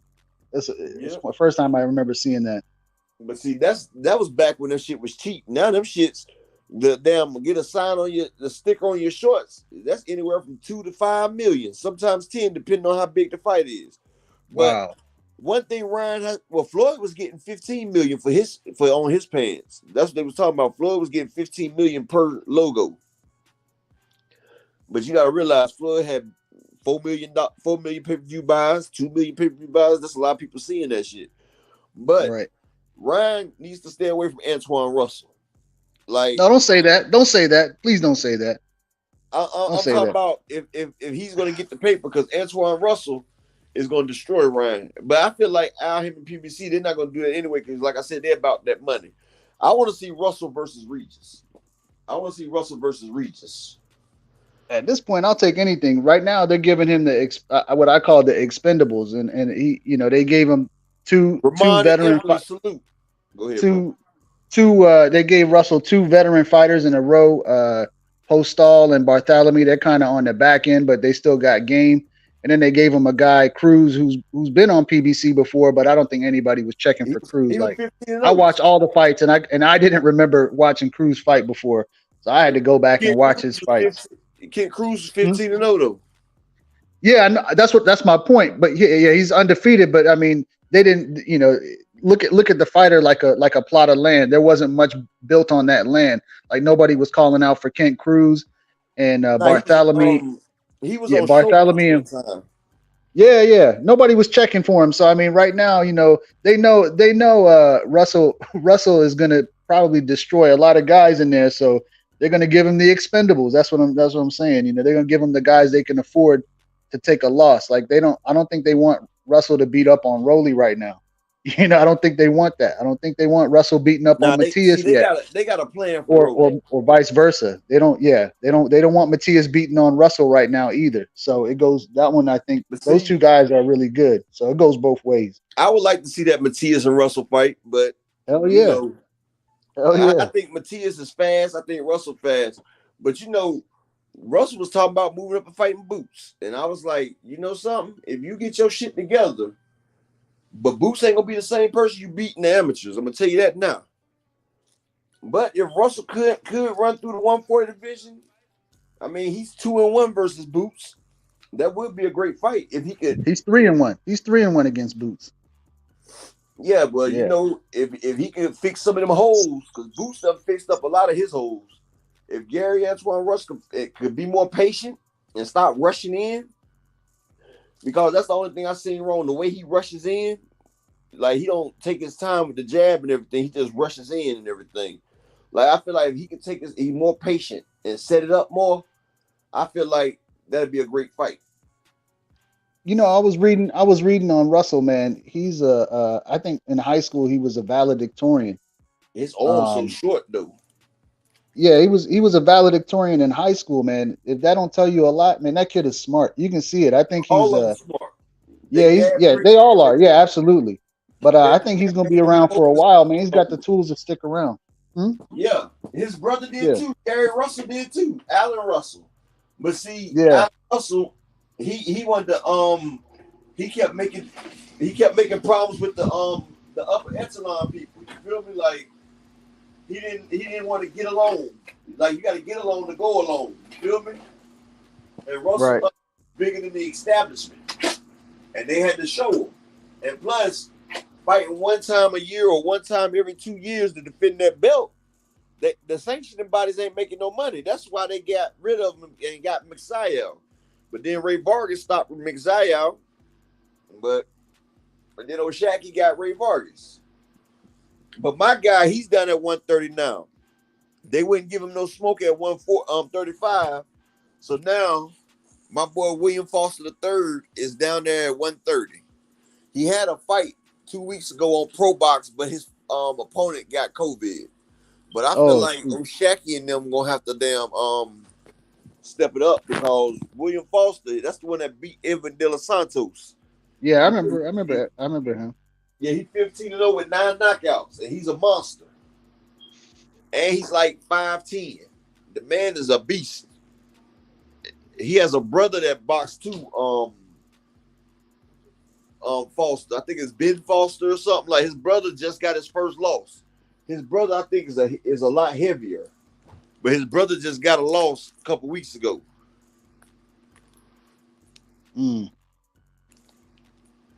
Was there any chance that they would that De Los Santos would try to avenge that loss? Well, De Los Santos is 135 right now, and he done dropped down to Yeah. 130. Yeah, I mean, was that? I mean, I'm just asking because you know William Foster. I think you're close with him, right? So was that ever mentioned like a rematch? Since I mean, the fight was kind of close. Yeah, I asked him about it once before, and he said Del Santos and then wanted to move on from him. Oh, okay. Yeah, it was. I remember Because he watching said that he fight. It was on tried. Showbox. Yeah, he said he tried to fight him after he beat El Rayo. Mm, yeah, that would have been a good time. That would have been good timing. Yeah, they probably don't.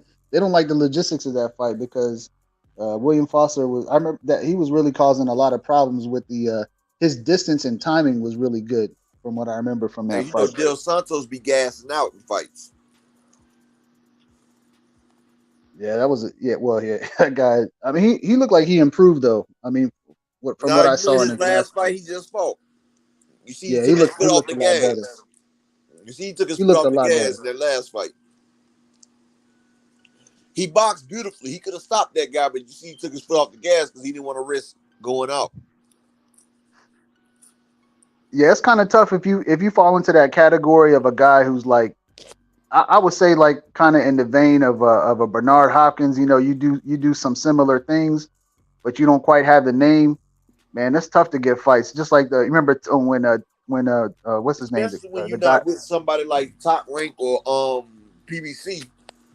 right yeah like the guy Taylor who beat the Jermaine Cuban Taylor. no Taylor he just fought like recently he beat the Cuban guy. Damn, how can I forget his name? He was gone for a while. He had a hand injury. Um, damn, What oh division? man, 154. He was like 6-0, 7-0. Mm. You know Well, what I'm talking about, man. You watch that fight, man. Taylor was boxing his head off. which Taylor? Is it Marquise Taylor? Marcus Taylor? Oh, you talking about Giovanni? No, he fought. Damn, You what's the talking about guy's you name? talking about Giovanni, the one that got beat by 11-0 Marquise Taylor, the one that got one knockout. Yeah. Hold on, man. I can look it up on the internet and get you the answer. His name is like Um, Giovanni or something like that. no, He yeah, was he's from Cuba. No, his name starts with an E, I think. Hold on. yeah, I know he was 6-0 with 5 But knockouts. yeah. My point is about guys like Taylor, guys like Foster. You know, Marquise they're Taylor so dropped his ass too. yeah, they're so pesky, and you know maybe they don't show that flash and that power, but they got hella skills, and those guys it feels like it's tougher for them to get fights.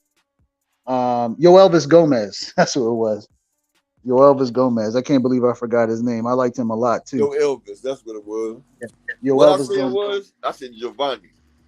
Yeah, he said Giovanni. You thinking about Giovanni Santiago maybe, who Russell beat and recently fought Mario Barrios.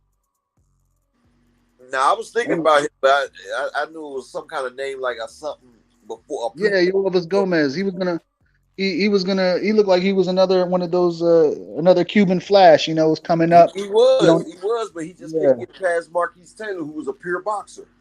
yeah, exactly, and And that's very Marquise similar to Taylor, Foster. and Marquise Taylor has beaten like 5 undefeated fighters without power. He said they call him the O Snatcher. Yeah, Um, yeah, those styles, those types of guys, man, they're gonna struggle to get fights. I think, unless I don't know. But it's good to see that style of boxing. I like to see. I mean, we're like we said earlier, we're boxing fans. I like to see it all. yep. If there's something that comes up that looks a little different, just because they're different and they win, I'm not gonna knock it. I'm gonna try to figure it out and understand it. See what they're doing right that the other guy couldn't figure out. You only got those 12 or 10 or how many ever rounds they agree to fight each other to figure that thing out. It's the beauty of the sport. Yep. And you got Key 3 minutes within those Alexandria, rounds. Key Alexandra said, "What do you think of people saying that Devin will beat Regis and Matias?" Key, I think they don't know shit about boxing. Like Floyd Mayweather say, they don't know shit about boxing. But I might be wrong as well because, like I've told y'all before, Keith, when you weight drain and when you fighting in a smaller weight class, you don't get to have your true power. Devin might got some punching power. He might got some pop. But with him straining in that 135 division, he might be hindering himself. Like you see Terrence Crawford, when he was at 135 and 140, he got knockouts, but not all the time. When he got the 147, he get them all the time. You know, when he get up to 140, but I'm gonna tell you like this: if Devin ain't got no pop, Regis and Matias is gonna eat him alive because he got a better chance against Regis than he does against Matias because Matias has quicker hands than Devin. And he got that double hook, and Matias has power in both hands as well. And Matias has good footwork. Devin has a jab, but Matias has a jab too. But one thing about Matias, if you looked at his last fight against what was that South American he fought? The one that came out there and threw the kitchen sink at him for 5 rounds. Man. Robert Hill, salute, gang. Davo World, salute. Yeah, Ponce, Davo World. Ponce. Oh yeah, that's Jeremiah's. Yeah. If y'all look, Ponce came out there for 4 rounds and threw the load. I'm talking about if any other body that fought besides Matias, they would have got knocked the hell out. Because Ponce was throwing everything he had, all his whole gas tank in the first 4 rounds. But Matias weathered the storm and he sat calm and he was firing them shots. Matias, he's very accurate. Matias got speed. And if y'all notice, Matias can triple hook before a person get a jab out. Now, Devin has a great jab, but Matias, his left hook is so fast, he can double it up before Devin can get that jab back. Matias is a fast fighter, and his hands are so fast. He got that. I don't like that fight for early. Devin. Huh? Yeah, I don't like that. I don't like that fight for Devin. I mean, I like it. I like it as a boxing fan to watch it, but I mean, if you're a Devin Haney fan and you want to see Devin Haney come out on the winning end, then you probably don't want to see him fight Matias. That's why. But it would be a great. Matias. Yeah, it would be a great fight to watch. They mentioned Reyes, but they didn't mention Matias, and it's a reason. Like they say, styles make fights.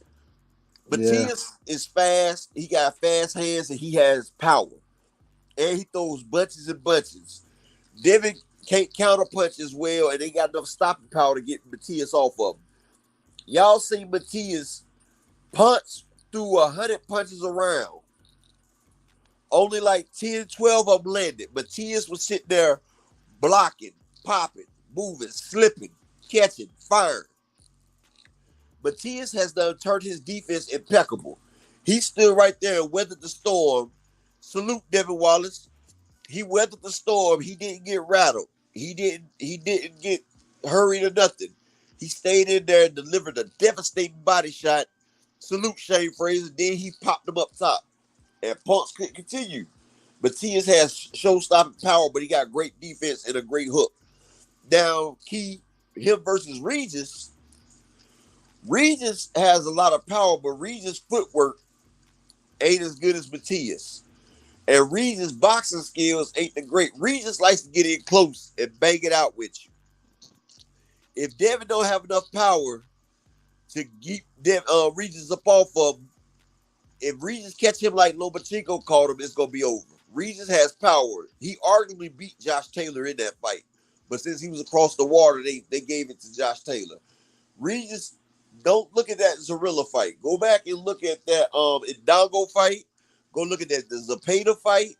Go look at a few of Regis' other fights. The man has power.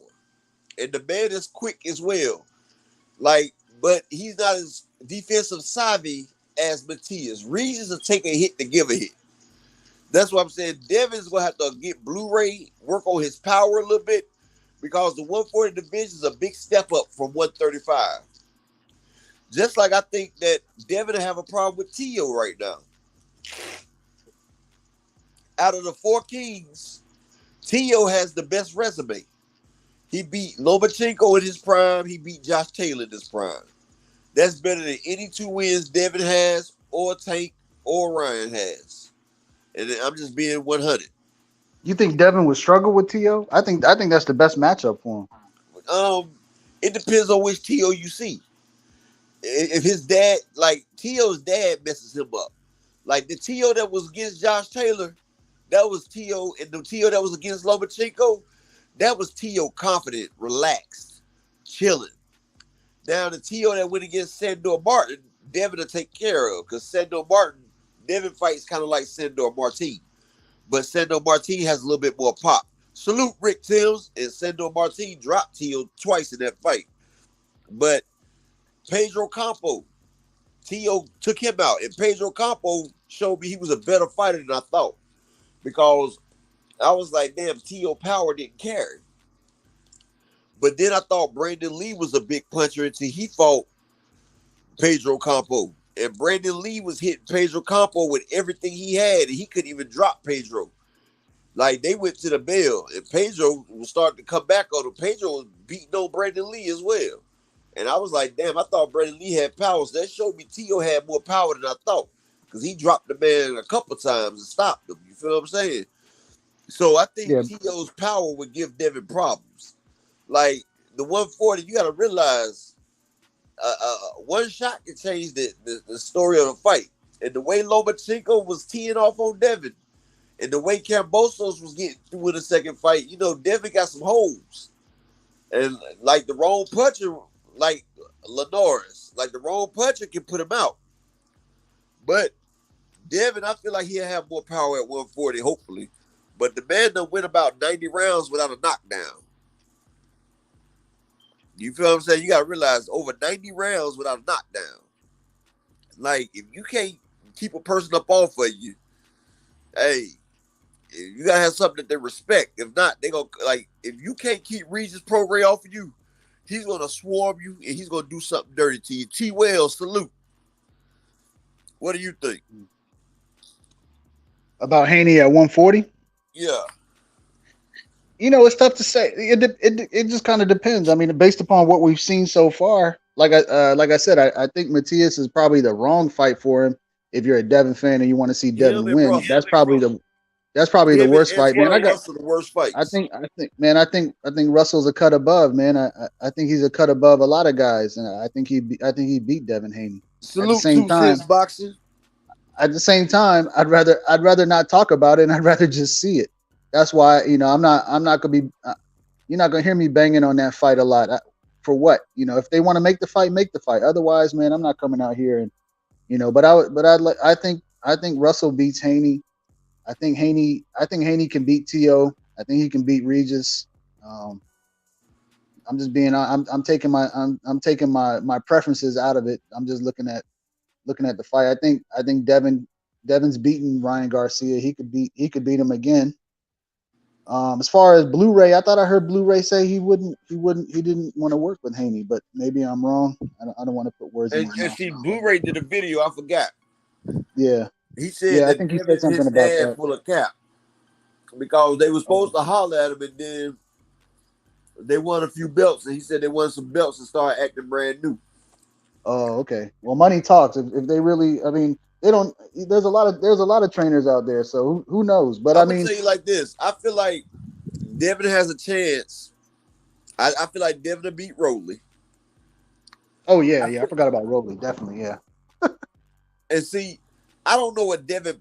What do you think his power will look like at 140? I don't think 5 pounds is that big of a jump, man. So I don't think you're gonna see much different. To be quite honest with you, you might see a difference at 147, but maybe I don't think it'll be that much different at 140. And I don't think it has to do as much with power does have something to play, you know, something to do with it. But I think it also, what matters is his ability to take punches at that division. Because there's a lot more harder hitters up there. Even like him taking the Regis fight, there's more danger than, you know, no disrespect to Lomachenko, but I think Regis is a harder puncher. Yeah, I feel like Devin to beat Josh Taylor. I think Devin to beat Josh Taylor. Taylor's done though. He's done at 140. Yeah, I would like to see Devin versus Catterall for real. But a great fight for Devin was going to be for T.O.'s belt. Arnold Barbosa Jr., he's undefeated as well. You think that's a great fight? I don't think that Catterall is a great fight. I think I said Catterall is an Arnold okay. Barbosa. I said Arnold Barbosa versus Devin. Barboza. Yeah, Yeah, that's a cause he, kind of they're kind of similar in a sense. Like they they're probably not got the like the same amount of power. I think they probably got the same amount of maybe power. And maybe you know they yeah both can box, but Barbosa throw a lot of shots. I feel like Devin and Tio might be a 50-50. I feel like him and Regis might be like 60-40, depending on Devin's power. Because I know Regis is tried and tested. I know Gary Russell and Matias, Devin needs to stay away from them right there. They gonna sweep the man. And I'm not sure about Ryan Garcia because like I said, I've seen him in the gym with Derrick James. I've seen the FaceTimes, and he's looking a lot sharper. And Ryan's done right. got big and strong now. Like, but I gotta realize Devin's a big boy too, though. We thinking just because he moving up, he gonna be small, but hell, Devin walking around about 170 right now. So he's Yeah big right yeah now. yeah. But I mean, 5 pounds is not that big a difference, man. You think it's gonna? You think all of a sudden he's gonna become a heavy hitter at 140? hey, you see what 5 pounds did for Crawford power? You see what it did for Mike Garcia power from 126 to 130. Yeah, but those are extremes. That's because they were in like extreme like 126 for a guy like Mikey Garcia. I mean, it's because of his youth that he was probably at that division. 126 is not easy But you for a know, grown man. Pacquiao power came up. You know, Pacquiao Pacquiao's a power small got guy. big, Yeah, got older. Huh? yeah. Pacquiao's a small guy. He probably spent a lot of his. I mean, no disrespect to the Philippines, coming up as a boxer in the Philippines, man. He probably came up in the struggle. So anytime that man, he gets to move up in weight, it was like a big bonus for him. Plus, you know what people think about Pacquiao and his, him moving up in Yeah, the I know. divisions, how he did that. So that's a whole nother story. So I'm Yep. assuming that Devin's coming up the clean way. I don't expect, I'm not putting that on his shoulder. So I don't know. I mean, but Haney is quick with his feet. He's thinking in there, and like, he seems to be he's a very aware. Like, forget about the stuff that we hear on YouTube. Like, I like what I heard in that Lomachenko fight.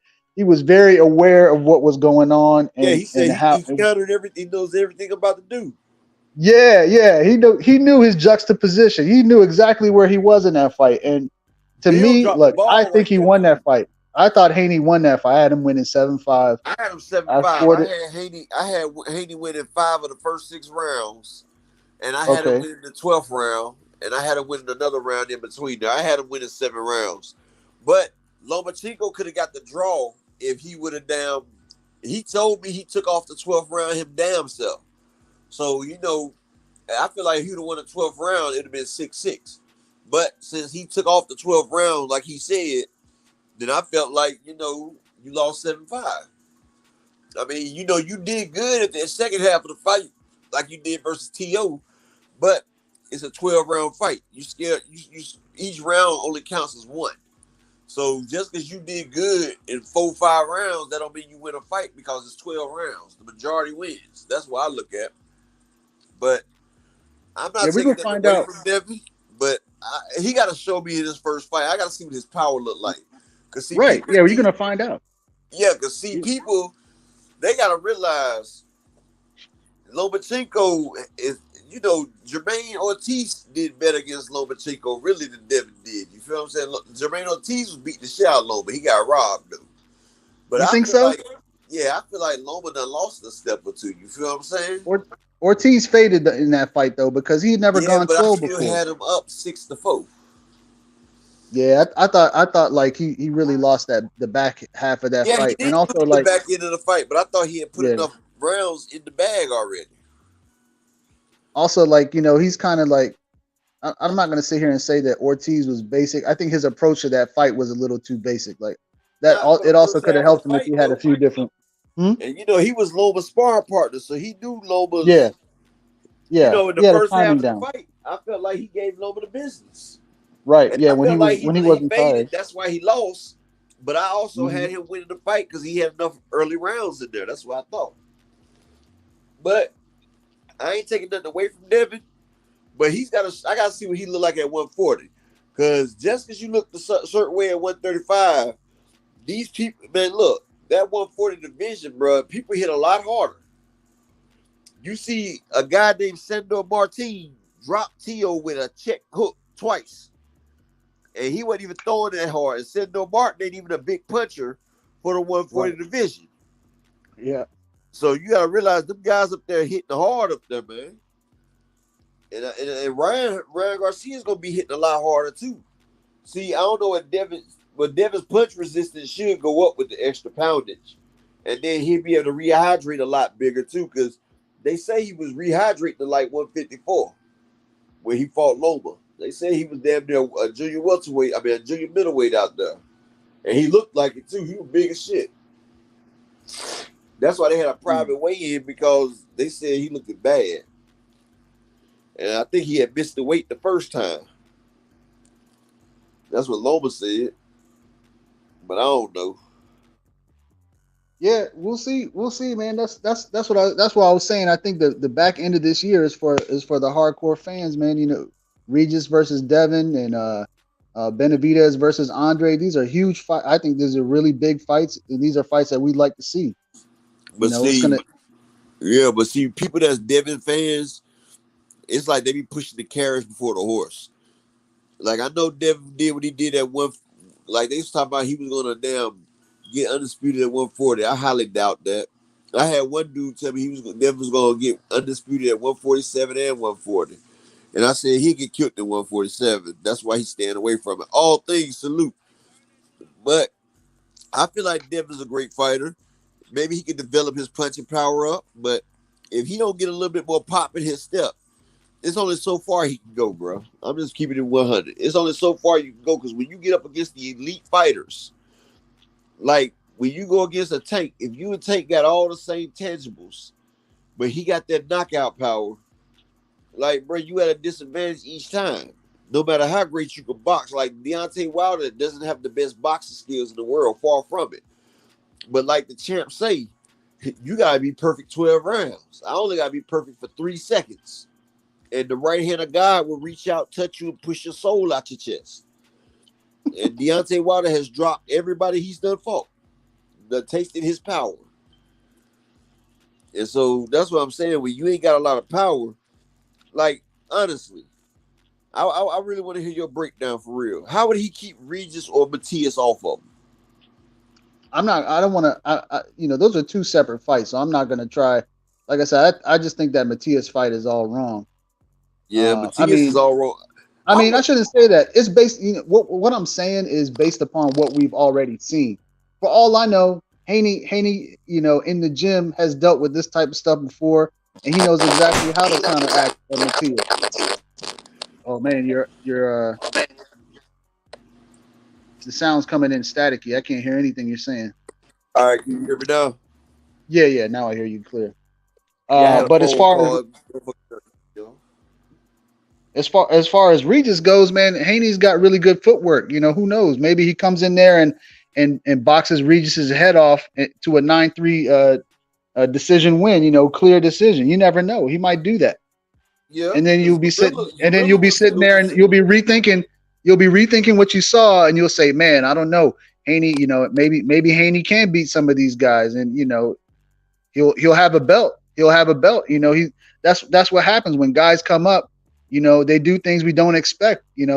That's why I don't want to speculate too much. Like you and I both thought that Errol was going to beat Bud. It didn't work out that way. Yeah, that's who knows, man. Maybe what his power looked like, and I had to see what he looked like at 140 really before I say. But I'm saying his first fight shouldn't be that. Like, you want to see how you fit in first before you start going all out in the deep end, like fights like that, because, like, I mean, I respect his gangster and his courage for trying Regis as your first fight, but yeah, let him do it. Yeah, I mean, great. Don't discourage him. Don't do that. What are you doing? I ain't gonna do that because you know why? I was gonna say something, but then I thought about Duran and Sugar Ray. Duran came up from 135 to 147 first fought and beat Sugar Ray. So, hey, I can't say he's ducking if he's going up to fight Regis. That's not a duck. Yeah, he's an undisputed champion coming up from 135. This is what I like. This is why I'm not going to criticize Haney. Like I said, there's other fights that I'd like to see him fight, But to People come take up from being undisputed and he's raising, to me, it's like he's raising the bar for himself. yeah, That's how you build. That's how you build a fan base. Like for me, exactly. I can all that stuff that we heard from his dad before that I didn't like. I can throw that out the side because I'm not there to listen to his dad speak. I'm there to see his son fight. So when I see the Loma fight, yes, I enjoyed that. I like that. That's a good matchup. You fight Regis, yes, I'm right there. That's what I want to see. We can skip all the talk and stuff like that. Yeah, I don't just need his to hear all dad that. just need to stay in the background some because, like I'm saying, I like Devin. I like him as a fighter, but some of his fans and his dad, they make you Hey, not want to mess with the boy because his dad will sit there and lie to you. I done caught Bill on EBT show. We caught him up there lying. He tried to fast talk. And ever since Bill did that, I don't trust him. He can tell me it's raining outside and I can see the rain. I'm gonna go check to make now sure it ain't hail. You feel me? But now up. Let and me give some of you let his me give you fans are this. toxic. Let me give you this to think about real quick. I got to cut out. I got to cut out, but I'll be listening from my phone. All Now right. imagine Haney beats Regis, and he's hearing you and I talking about him and Matias, right? And he's like, oh, okay, those are the hardcore boxing fans. I'm out here to prove something. And he says, I'm gonna fight Matias. He fights Matias, and let's just say he doesn't win. He loses the fight on the cards. He gets knocked down once, but it's like a 7-5, 6-6 fight, and it's a I'm gonna close do a fight. And he video shows congratulating him. he, he shows that he belongs in the ring. Now I'm giving you the lower end, like I'm not trying to push him up there. Like all of a sudden, Matias is easy. So let's just say he lost a close decision. He got knocked down once, and maybe he stunned Matias a few times. You'll be thinking about Devin Haney a whole lot differently, right? Hey, if it's not even that. If he beats Regis and takes the Matias fight, I Right. have videos of that man saying how great he is. And look, Yeah. you ain't even gotta win the damn fights. Just take the fights. That's what Yeah. people Yeah. I don't agree. realize. If you take the fights, I'm gonna give you your credit. Because 100%. Yeah. taking the fights is what we've been asking for. What happens Right. in the ring happens in the ring, but we want to see the best fight the best. And like I said, I like Devin. He's a good fighter. He's great. Got a great jab. But half of his fan base is so toxic, and his dad, they make you not want to root for the guy. Like his fan base will make you not want to root for him because they're so toxic. Like they take over everything. Like I don't even know how we on the Devin topic right now. I don't I know. don't even know how it got We're on talking there. about 140. That's why we're talking about Oh, 140. okay. But Yeah, that's how we it's started like talking about it. anything you talk about. Like we was the day before Terrence in Crawford and Spence. They bring up Devin. I'm like, dude, it's like they be pushing Devin every damn where. Like it's not organic. It's like they trying to push him every damn where. Like, Right. okay, I know y'all trying to push him out there, but you can't force. It's like forcing your religion on somebody, bro. Like that'll make people rebel against it. Let people get it straight, and let us get it organically, bro. Like it's like you trying to spoon feed us some bullshit, and that's when people rebel back because they feel like you trying to damn con them. Like, Yeah. Yeah, like I if, agree. I if he agree to an fights, extent. if he fight Tank or Shakur, even if he lost, I would give him credit for taking the fight. You feel what I'm saying? But then when you sit there telling me that Bob Arum is the one that gave out the 75-25, which I know is bullshit because Bob Arum is Shakur's promoter. So he's not going to cut himself because he's getting a piece of the proceeds. And then Bill Haney comes out later and said it was Devin that sent it. Y'all was pushing a whole narrative saying it was Bob that did it. And see, that's what I'm saying. He got toxic fans, and his dad is toxic. And it makes you not want to do it because a lot of shit they'll say, and then a couple weeks later, it gets switched up and misconstrued, or they have to change it all together. And that's what I be talking about. Like, So let the man box and show himself in the ring. Like, he won the damn championships against Kambosos, defended it, then fought Lomachenko. That's good. You making a resume. Let him continue to fight. Stop pushing all these narratives out here. all right. I said I was gonna get out, but now you got me going in on this, and you got me thinking about this 140 division. I got to cut out after this question. So if assuming Matias beats Ergashev, who do you think is like, who do you think is that next fight? Like, which guy steps up and fights Matias? Honestly, I would like to see Matias and Hitchison. No, not what you would like to see. Who do you think will actually take the fight? That's what I'm saying. Who do you think will like? Who's gonna be that brave soul that's gonna be like, man, I'm gonna give Matias his second Probably loss. He already lost before. probably old boy that's keep ducking Regis. I think he was talking Ramirez might. They might give it to Ramirez or Zapata, somebody that's already lost. I don't think no undefeated fighter or nothing like that's gonna try to get Matias right now. Like that man fired. Matter of fact, Elvis might get that fight. What's your boy name? The one that beat Joseph Adorno. He just won a couple weeks ago. Elvis Rodriguez. I think he was talking about saying he might want that fight. The one that's trained by Freddie Roach. Yeah, Elvis Rodriguez. That's what I said, Bowling. Yeah, Elvis Rodriguez might want that fight. That'd be a pretty good fight. Elvis Rodriguez, he's coming along as a fighter. Put the link out there for anybody else that want to hop up here. But yeah, I'm gonna tell you like this though. Bomb Squad. That's why my Bomb Squad people in here. That's the champ right there though. It's funny how they say he ain't a great fighter, but soon as Tyson Fury beat him, they put him on the pound for pound list.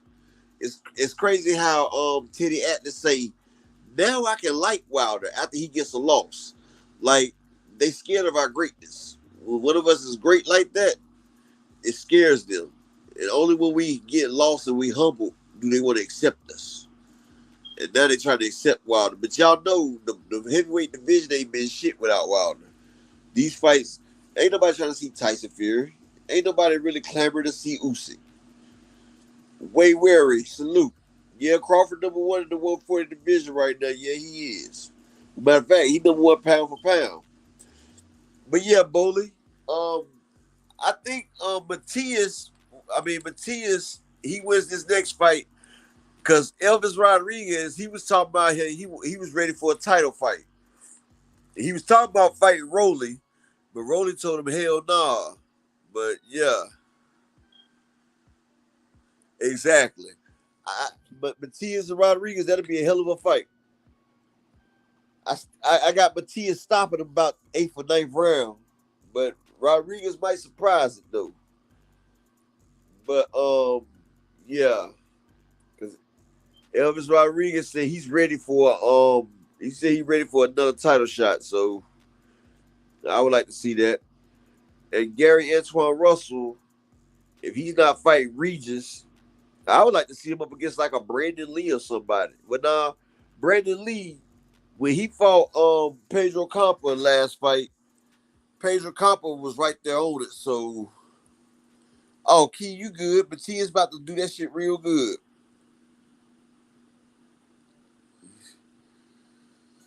Yeah, Bo, he say he don't want to, but you know PBC ain't gonna hold no punches. You know, PBC gonna put you in that ring if they ain't got nobody else to fight you. Unless they can get Montana Love's scary ass to fight somebody. But honestly though, Bo, Richardson said he's ready for a title shot. So if he's ready for a title shot, I know he's not in line for Regis's belt. I think he's in line for either Matias's belt or Tio's belt.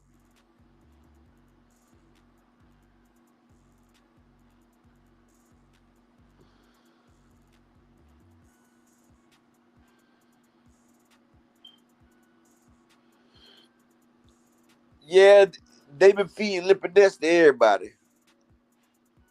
But Lipinets still ain't no slow leap because the Samurai Lipinets, that motherfucker took out Omar Figueroa with some that. Omar Figueroa was mad because he thought he was going to get to beat on Adrian Broner. Broner backed out that fight. That nigga had to fight the Samurai Lipinets, and Lipinets destroyed his ass. Yeah, Key, but Montana, he be ducking, man. Montana ain't trying to fight nobody. He's scared of Richardson Hitchison. And you know Hitchison is with the money team. So you know they might they might do Richardson Hitchison versus Matias because Richardson Hitchison, he's with Floyd Mayweather. So you know he's PBC. And he said he wanted a title match.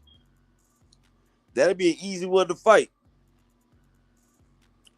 Though I said the Samurai's crazy, he told old boy ass up. That's Samurai Sergey Lipinets, the Samurai. He told motherfucking Omar Figueroa ass up. And see, Yordenis Ugas gave Omar Figueroa his first loss.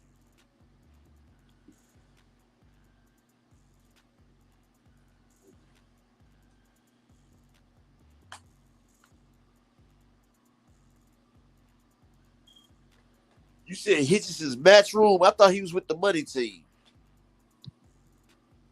Oh. I know he was talking with Floyd, trying to get there, so I thought he was there.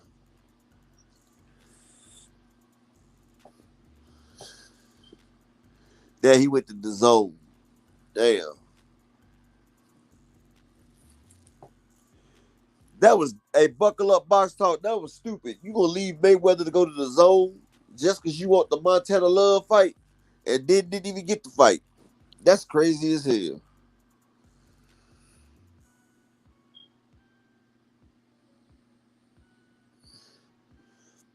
And that's crazy because Floyd can make you better. Because Floyd trying to get Carmel Moulton his first fight at 126 for the title versus Leigh Woods. But Leigh Woods is ducking, talking about Floyd, won't you come out of retirement and fight you? Floyd sat there and told Eddie Hearns and Leigh Woods he'll put up all the money. And he said he will pay. He said Mayweather wasn't paying him any attention. But hell, Mayweather don't pay none of them attention. Really, it's Little Ellaby. I mean, he was getting fights. But yeah, and I think the African pretty good, though. Richardson Hitchison pretty good. That would be a great fight at 140 right there. Yeah, because that's Tank. Shit. Tank bringing in a $1.4 million. But that'd be a great fight. Devin Haney versus Richardson Hitchison. I would like to see that. That'd be a fight with skill.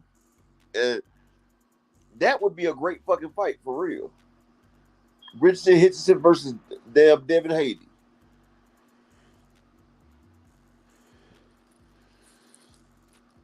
Yep.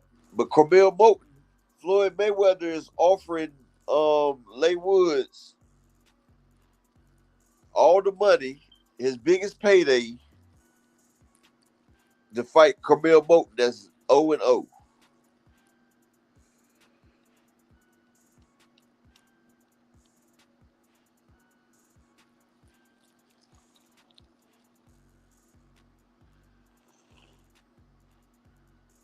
And plus, Richardson Hitchison and Devin, they have some beef anyway.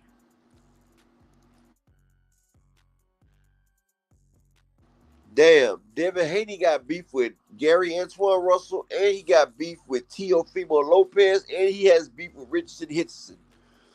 Devin got 3 beefs that'll make great fights at 140. But honestly, I would like to see him and Teo or him versus Richardson Hitchison. I would rather see that than Regis, really. Him and Teo, because they got a grudge match.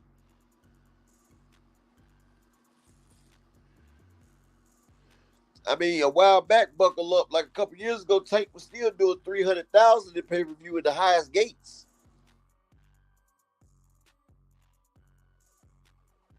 And I remember they was putting on Hitchison fights. I mean, he can fight good, but he wasn't being no draw being from Africa. Like, he has to follow the process because Tank wasn't a draw at first. But, Floyd would have had a chance to put him on some of Tank's undercards, get him right. But, Hell, they could make Rolly into a star. They could have made Richardson Hitchison into a star.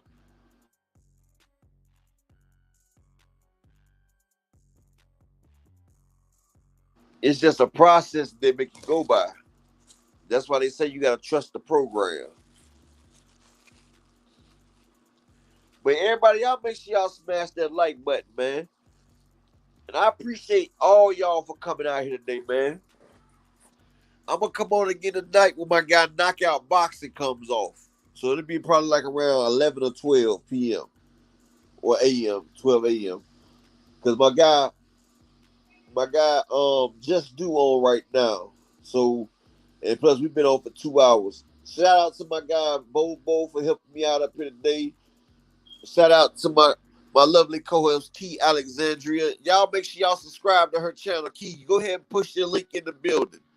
She giving out great breakdowns of the boxing world. You know, she's an up-and-comer. She gonna be better than that girl off ESPN. And she ain't sleeping with Stephen A. Smith as well. Hey, Bowler, they call him the African, though. His nickname is the African. And hell, I don't think he Haitian, because I'm Haitian. I don't think he is. Key, make sure you put your link in there.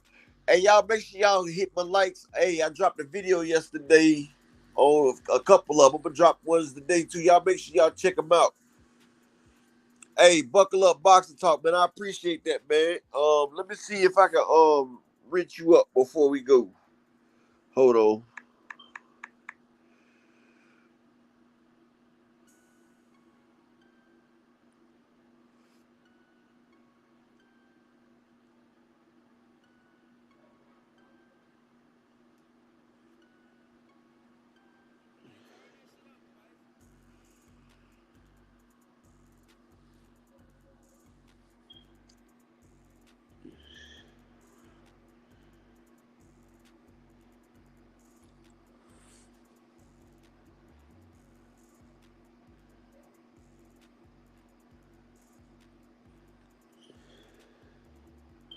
All right, I was able to do it before my iPad went out. All right, and Key Alexandra, she's about to drop her link in there. Y'all make sure y'all hey, Global News, man, salute, man. I appreciate you coming through today. Let me make sure my man Global News is up there. Oh yeah, Global News already been reached up. But hey, y'all know how we end the show. I'm gonna put that blow it out there. But I'll see y'all later on tonight. Hit the notifications because we're gonna come through strong tonight. Appreciate everybody for coming in today. Hit the like button on your way out the door. I got it for 'em. They want that smoke, you know I blow it. They call me Sunny Monster for a reason. I'm really dripping, leave a nigga bleeding. I get to squeeze and leave a nigga. They want that smoke, bitch, I got it for 'em. They want that smoke, bitch, I got it for 'em. They want that smoke, you know I blow it. They call me Sunny Monster for a reason. I'm really dripping, leave a nigga bleeding. I get to squeeze and leave a nigga bleeding. Raw Molly got me all up in demon mode. Mouth moving like I done put clean in my nose. Tryna catch me up, I can leave with some hoes. He standing straight up, watch I make him lean with this pole. Would've thought he was closed, how that heat made him fold. Thought it was a game, he won't think no more. His brain's gone, nigga. It be exciting when I get to striking. Guns sound like thunder, hit you like lightning. Fight for your life, we don't do no fighting. We really hit it, nigga. We worse than savage, they calling us Vikings. Police be riding, we still be sliding. Told you we hitters, remember the time. They want that smoke, bitch, I got it for 'em. They want that smoke, bitch, I got it for 'em. They want that smoke, you know I blow it. They call me Sunny Monster for a reason. I'm really dripping, leave a nigga bleeding. I like to squeeze and leave a nigga bleeding. They want that smoke, bitch, I got it for 'em. They want that smoke, bitch, I got it for 'em. They want that smoke, you know I blow it. They call me Sunny Monster for a reason. I'm really dripping, leave a nigga bleeding. I get to squeeze and leave a nigga bleeding. Hop out and leave them holding like the Bible. AR-15, that's a high-power rifle. A in the army and assassinate rivals. Break that shit down, nigga. AK or anybody kill. Hop out, get the drilling and spilling. Stay on point, 6-2, gon' split 'em.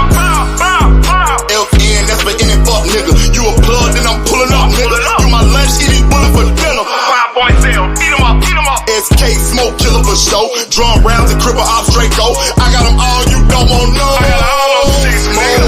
They want that smoke, bitch, I got it for. They want that smoke, bitch, I got it for. They want that smoke, you know I blow it. They call me such a monster for a reason. I'm really trippin', leaving nigga. They want that smoke, bitch, I got it for. They want that smoke, bitch, I got it for. They want that smoke, you know I blow it. They call me Sunny Monster for a reason. I'm really trippin', leaving nigga.